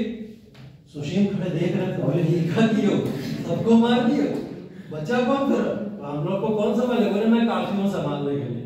तो सुशील बोला मेरा हिस्सा, बोले अच्छा तुम बचे हो तो चलो सेंचुरी पूरी कर लेते, 99 मरे थे तुम भी आ जाओ। इनने इसकी भी गर्दन काट दी, ठीक है। अपने 100 भाइयों का हत्यारा कहलाता है अशोक, ठीक। 100 भाइयों को मारने के बाद ये बना था भारत का राजा अशोका, जिसको बोला जाता है। तो मैंने बोला अशोका निर्दयी शासक के तौर पर जाना जाता था अभी तक। अब निर्दयी की और कहानियां बता देता हूं आपको। कलिंग की लड़ाई होने वाली थी, उससे पहले पहले की कुछ घटनाएं हैं। उससे पहले अशोका के दरबार के अंदर अगर पता चल गया कि ये दरबारी या ये व्यक्ति हमारी जनता का मगध एम्पायर के या फिर मेरे मौर्य एम्पायर में अशोका के विरुद्ध है, तो वो क्या करता था, उसको पकड़ता था, पकड़ के बुलवाता था दरबार के अंदर, और उसने वहां पर एक बनाया हुआ था अशोका हेल, ठीक है। अशोका हेल बोला जाता था, अशोक की जहन्नम, ठीक है, जिसको बोला जाता है। और उसके अंदर क्या करता था, उस व्यक्ति को पकड़ के फेंक दिया करता था मगरमच्छों के सामने। पिक्चरों में देखा होगा बहुत तुम लोगों ने, ऐसी चीजें होती थी, ठीक है। ये इंस्पायर होती है कहीं ना कहीं ऐतिहासिक घटनाओं से। तो अशोका क्या करता था, जिंदा आदमी को पकड़ के फेंक दिया करता था, ठीक है। निर्दयी इस वजह से भी बोला जाता है उसको, गलती प्रूव हुई नहीं लेकिन सुन लिया अगर उसने, वो उसकी हत्या करवा देता था, ठीक। एक कहानी और भी है अशोका के बारे में, वो ये है कि अपनी जनता के अंदर अशोका लोकप्रिय तो था, लेकिन साथ ही साथ में एक हत्यारा की उसकी इमेज बन चुकी थी। और वो हत्यारे की इमेज सिर्फ और सिर्फ वो ह्यूमंस की नहीं थी, एनिमल्स को भी मारने में बहुत ही ज्यादा आगे था। अशोका जो था यहाँ पर अगर आप बात करो तो नॉन वेजिटेरियन था अभी तक, कलिंग की लड़ाई से पहले पहले, ठीक है। इसके दरबार में माना जाता है, अशोका के दरबार में टोटल डेली की बात कर रहा हूं 15 से 20 हजार पशुओं की बलि होती थी, ठीक है। 15 से 20 हजार पशुओं की बलि डेली हुआ करती थी अशोका के दरबार में, ठीक है। अब वो बलि क्या होती थी, अपने दरबार के बहुत सारे लोगों को खिलाने पिलाने के लिए भी होती थी, और अशोका उसे खुशी में भी करता था, ठीक है। ऐसा सारा का सारा अशोका से रिलेटेड की ये कहानियां हैं जो इतिहास में लिखी गई हैं। अशोका कैसा था, ठीक है। अशोका को शिकार का बहुत शौक था, ठीक है, शिकार का बहुत शौक था, जंगल में जाता था शिकार विकार करने, ठीक है। तो अशोका को शिकार का ज्यादा शौक था। अब ये कहां पहुंचे, शिकार करने पहुंचे जंगल के अंदर। जंगल के अंदर दिख गई इनको एक महिला। अब अशोका जब जंगल के अंदर पहुंचे, पहले होता था महिलाएं जंगल के अंदर शिकार करने जाया करती थी, और रानियां होती थी, महारानियां होती थी, कहीं कहीं ऐसा पिक्चरों में देखा होगा, जरूर जाते, ठीक है। बाहुबली वगैरह में देवसेना देखा ही होगा, तो वो देवसेना जैसी ही कोई मिल गई होगी। तो जैसे ही जंगल पहुंचे, सामने से एक महिला दिखी जो शिकार करती आ रही है। अब वही स्लो मोशन सोच लो तुम लोग, ठीक है। एक तरफ से शिकार करते हुए चले आ रहे हैं, एक तरफ से शिकार करते हुए ये चले आ रहा है, और दोनों की नजरें टकराई जब आपस में, है ना। अब नजरें टकराने के बाद क्या हुआ, 14 फरवरी दोनों की तो वैसा ही सीन हुआ। अब दोनों कहीं ना कहीं एक दूसरे को पसंद करने लगे, और पसंद होने के बाद में कहानी क्या हुई, अशोका ने बोला मुझे इससे विवाह करना है किसी भी तरीके से, ठीक है। और वही वाली बात जो पहले भी इतिहास में देख चुके हो तुम लोग, ऐसे विवाह वाले के चक्कर में क्या क्या कांड हो जाते हैं। ठीक है, अभी भी हुआ अशोका का प्रपोजल लेके मैरिज प्रपोजल, क्योंकि अगले दिन फिर मिली वो। ठीक है, तो उससे तीसरे दिन जब 2-3 बार मिल गई तो मिलने के बाद में क्या हुआ, वो धीरे धीरे मामला सेट हो गया। तो जब ये वाला सब चीजें हो रही थी, ये सब मसला हुआ, उसके बाद में उसने रखा मैरिज प्रपोजल महिला को जाके, और महिला को सामने जब मैरिज प्रपोजल रखा उसने पूछा तुम कौन, मैं क्यों शादी करूं तुमसे। तो उसने बोला कि मैं मौर्य एम्पायर का अशोका हूँ, और अशोका को तो आप जानती हो मगध एम्पायर का सबसे बड़ा राजा। बहुत खुश हो गई, अरे ठीक है फिर तो तैयार हूँ शादी करने के लिए, कोई दिक्कत वाली बात। ठीक है, सब कुछ मिल रहा है। ठीक है, पावर मिलेगी, सत्ता मिलेगी,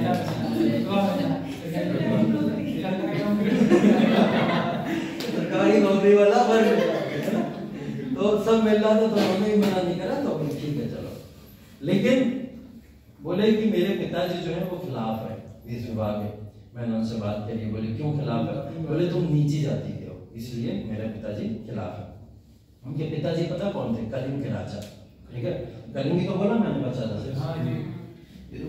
तो कलिंग के राजा जो थे वो खिलाफ थे इस शादी के। वो नहीं चाहते थे अशोका से शादी करो, क्योंकि मैं जानता हूँ अशोका जो है वो एक ब्राह्मण या क्षत्रिय जाति में पैदा व्यक्ति नहीं, और हम नहीं चाहेंगे तुम उससे विवाह करो। ठीक है, तो ये वाला हुआ। अब इसके चक्कर में क्या हुआ कि ये पहुंचे अशोका कलिंग के राजा के पास, में बोले भाई आओ संधि कर लो साथ में बैठ के, मुझे विवाह तो करना ही है, ऐसे कर लो वरना वैसे कर लो। बोले वैसे कैसे करोगे, बोले अटैक कर लो। ठीक है, तो बोले अटैक कर दो तुम, हमारे पास में इतनी बड़ी सेना है, संभाल लेंगे तुम्हें, कोई दिक्कत नहीं है। आज तक कलिंग पे कोई शासन नहीं कर पाया, तुम क्या करोगे। अभी हो गई बहसबाजी। शुरू कहां से हुई थी, इस कहानी के साथ में शुरू हुई थी। ठीक है, तो कलिंग के ऊपर आक्रमण कर देता है यहाँ पर अशोका। और मैंने बताया अशोका की जो नीति थी वो नहीं देखता था महिला है, बच्चा है, बूढ़ा है या कौन है, जानवर है, कुछ नहीं देखता था, वो तो फिर अटैक करता था। ठीक है, और जो सामने आता था उसे मारता चला जाता। कलिंग के ऊपर जब इसने अटैक किया तो कलिंग के अटैक के बाद में आप लोग देखते हो ना, कलिंग की विजय अशोका के द्वारा की गई थी। तो इसने क्या करा, जो सामने आया सबको मारना शुरू कर दिया। ठीक है, सबको मारता था, मारते मारते तलवारें भाजता हुआ जा रहा था, सबको काटता हुआ चला जा रहा था। एक महिला की गर्दन कट गई, और जब नीचे गिरी वो महिला हुई थी जंगल वाली, गलती से कट गई, मुझे थोड़ी काटी। अब वॉर में क्या होता है, इंसान अलग ही जोन में होता है। ठीक है, उसे कहाँ दिखता है सामने कौन नहीं है। ठीक है, अब जहाँ उस जंगल के अंदर उस महिला से जिससे प्यार होता है उसी की यहाँ पे आके गर्दन काट देते हैं। अब अशोका का क्या होगा, हृदय परिवर्तन यहाँ से शुरू। ठीक है, ये कहानी एक्चुअल है जो इस कहानी के पीछे थी। ठीक है, तो जब उस महिला की गर्दन कटे हुए नीचे पड़ा हुआ उसको पाते हैं, अशोका की गर्दन वही, वो हथियार जो था तलवार वही रुक जाती है। और फिर उसके बाद में तुम लोग ने कबीर सिंह भी देखी है, नहीं देखी है तो अच्छी बात। कबीर सिंह तो कबीर सिंह के अंदर बेसिकली जो जोन में चला जाता है ना वो वाला, तो अशोका को वो वाला जोन आ गया। ठीक है, उस जोन में चले गए अशोका, और जैसे ही उस जोन में अशोका पहुंचे, अब उन्होंने बोला कि मुझे नहीं लड़ना वरना कुछ। ठीक है, अब आप लोग खुद सोचो कि अपनी प्रेमिका की कोई गर्दन काट दे जिससे वो विवाह करना चाहता था, सब कुछ करना था, सब कुछ पूरा कलिंग जीतने के लिए वो गया है, उसके लिए युद्ध उसी के लिए किया था। उसको खुद ही मार दिया, कोई और भी मारता चलो चल जाता, लेकिन खुद ही मार दिया। यहाँ से क्या हुआ, अशोका ने पूरी तरीके से सब त्याग दिया। बोले ना कोई युद्ध होगा, ना कोई हिंसा होगी, हम किसी भी तरीके की कोई भी कलिंग के ऊपर भी कार्रवाई नहीं करेंगे। कलिंग को जो करना है करे, हम पूरी तरीके से छोड़ देते हैं। यहाँ से होता है हृदय परिवर्तन, और हृदय परिवर्तन जो होता है बेसिकली अशोका का, वो जाना इसीलिए जाता है कि उसने क्या करा, हिंसा को छोड़कर पूरी तरीके से अहिंसा अपनाई। और अहिंसा में जो उसको एक धर्म दिखा वो कौन सा था, बौद्ध धर्म। अशोका ने कौन सा धर्म अपनाया, बौद्ध धर्म। अब देखो ये पूरी कहानी लिखी हुई है तो मैंने बता दी, लेकिन एक्चुअल रीजन क्या है वो भी सुन लो। ठीक है, ये तो बता दी तुम लोग को जिससे तुम लोग को याद हो जाए कलिंग युद्ध क्यों हुआ, ये कहानी लिखी थी इससे बता दी। अब कलिंग युद्ध बेसिकली क्या हुआ था कि अशोका का बाउंड्री डिस्प्यूट था किसके साथ में, कलिंग के साथ में, और कलिंग के राजा को जीत के ही वो पूरे के पूरे कलिंग के साम्राज्य के ऊपर स्थापना कर सकता था। तो अशोका ने यहाँ कलिंग के ऊपर आक्रमण किया था अपने और राज्य को, साम्राज्य को बढ़ाने के लिए। तो साम्राज्य को बढ़ाने के लिए इसने जब इसके ऊपर आक्रमण किया तो अशोका के द्वारा बहुत सारी नृशंस हत्याएं हो गई उसकी आर्मी के द्वारा। जब उसने देखा कि इतनी ज्यादा हत्याएं महिलाओं की, बच्चों की, जानवरों की मेरे द्वारा कर दी गई, वहां से क्या होता है उसका हृदय बदल जाता है। और हृदय बदलने के बाद में वो सोचता है मैं किसी को नहीं मारूंगा और जितने लोगों को मार दिया यहाँ से मैं करूंगा प्रायश्चित। और प्रायश्चित करने के तौर पर क्या करता है वो बौद्ध धर्म को अपना लेता है। और बौद्ध धर्म को अपनाने के बाद में एक बौद्ध संगीति भी की थी इन्होंने, कौन सी वाली? तीसरी वाली बौद्ध संगीति कौन करता है? अशोका। और बौद्ध संगीति में सिर्फ सारे लोगों को यही पैगाम देता है कि हिंसा को छोड़ दो, सबके साथ में अच्छे व्यवहार रखो, प्रेम के साथ में रहो सबके साथ में। और ये करते हुए अपने कुछ पिलर्स बनवाता है। पिलर्स जिनको हम लोग शिलालेख के तौर पे पिलर्स के फॉर्म पे जानते हैं, शिलालेख अभिलेख जो होते हैं बहुत सारे, वो ये कुछ अपने अभिलेख या शिलालेख बनवाता है। ठीक है, तो इसीलिए अशोका का पूरा जीवन जाना जाता है। ये है कुछ अशोका के शिलालेख। देखिए अशोका के शिलालेखों की संख्याएं टोटल मिलाकर 39 शिलालेख के अंदर उसने वर्णन किया है, तमाम मैसेजेस दिए जो नहीं होना चाहिए अब समाज के अंदर। ऐसे मैसेजेस हैं। इन मैसेजेस में कुछ शिलालेख जैसे प्रमुख शिलालेख, लघु शिलालेख, प्रमुख स्तंभ शिलालेख और लघु स्तंभ शिलालेख। मतलब मैंने आपको शिलालेख के कुछ एग्जाम्पल बताए थे, जैसे स्टोन पे भी कुछ लिख दिया जाता था, ठीक है, भित्ति अभिलेख होते थे, दीवारों पे कुछ लिख दिया जाता था, पिलर अभिलेख होते थे जिनके पिलर्स के ऊपर कुछ लिख दिया जाता था। ठीक है, तो ये स्तंभ शिलालेख जिनको ऐसे कई सारे इन्होंने शिलालेख या अभिलेख लिखवाए और उन शिलालेख और अभिलेखों के ऊपर इन्होंने वर्णन किया है कि समाज के अंदर कौन कौन सी चीजें होनी चाहिए और कौन सी चीजें नहीं होनी चाहिए। अब एक होमवर्क आप लोगों के लिए नोट करिए, एक होमवर्क नोट करिए आप क्वेश्चन लिख लो वरना तो मैं भूल जाता हूँ ना।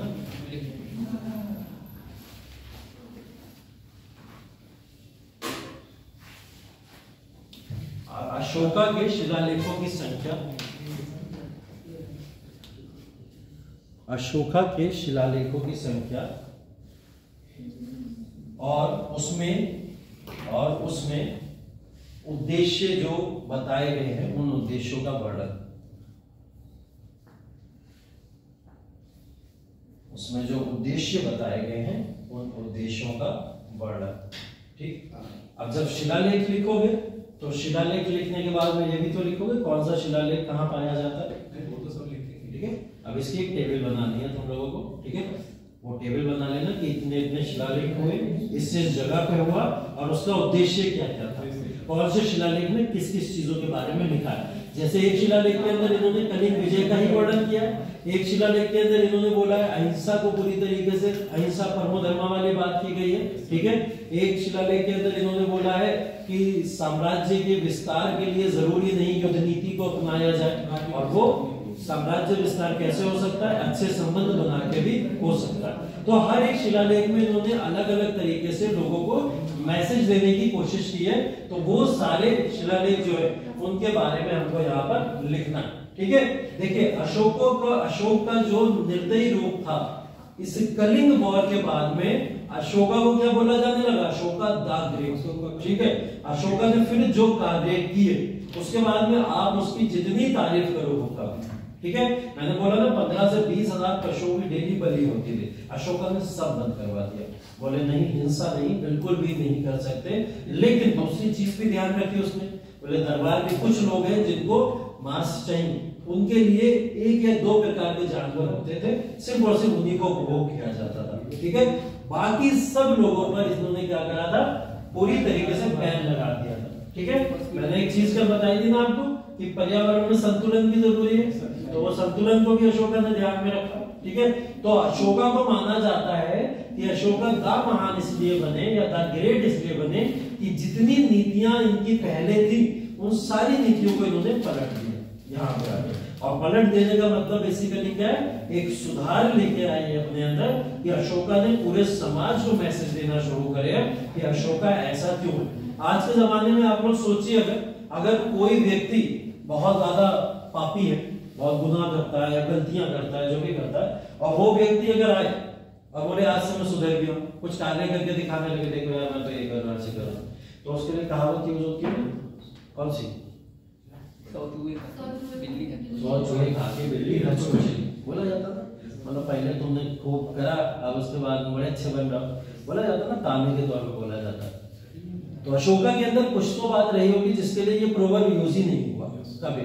अशोका ने बहुत गलत चीजें करी जैसा हम लोग ने देखा भी पहले, लेकिन उसके बाद में अशोका ऐसा बना कि जिसने पूरे भारत के साम्राज्य में एक बीम की तरह काम किया कि आगे चल के जितने भी साम्राज्य के विस्तार आप देखोगे वो अशोका के द्वारा ही किए गए, और साम्राज्य के विस्तार में कहीं हिंसा नहीं हुई, कहीं नहीं।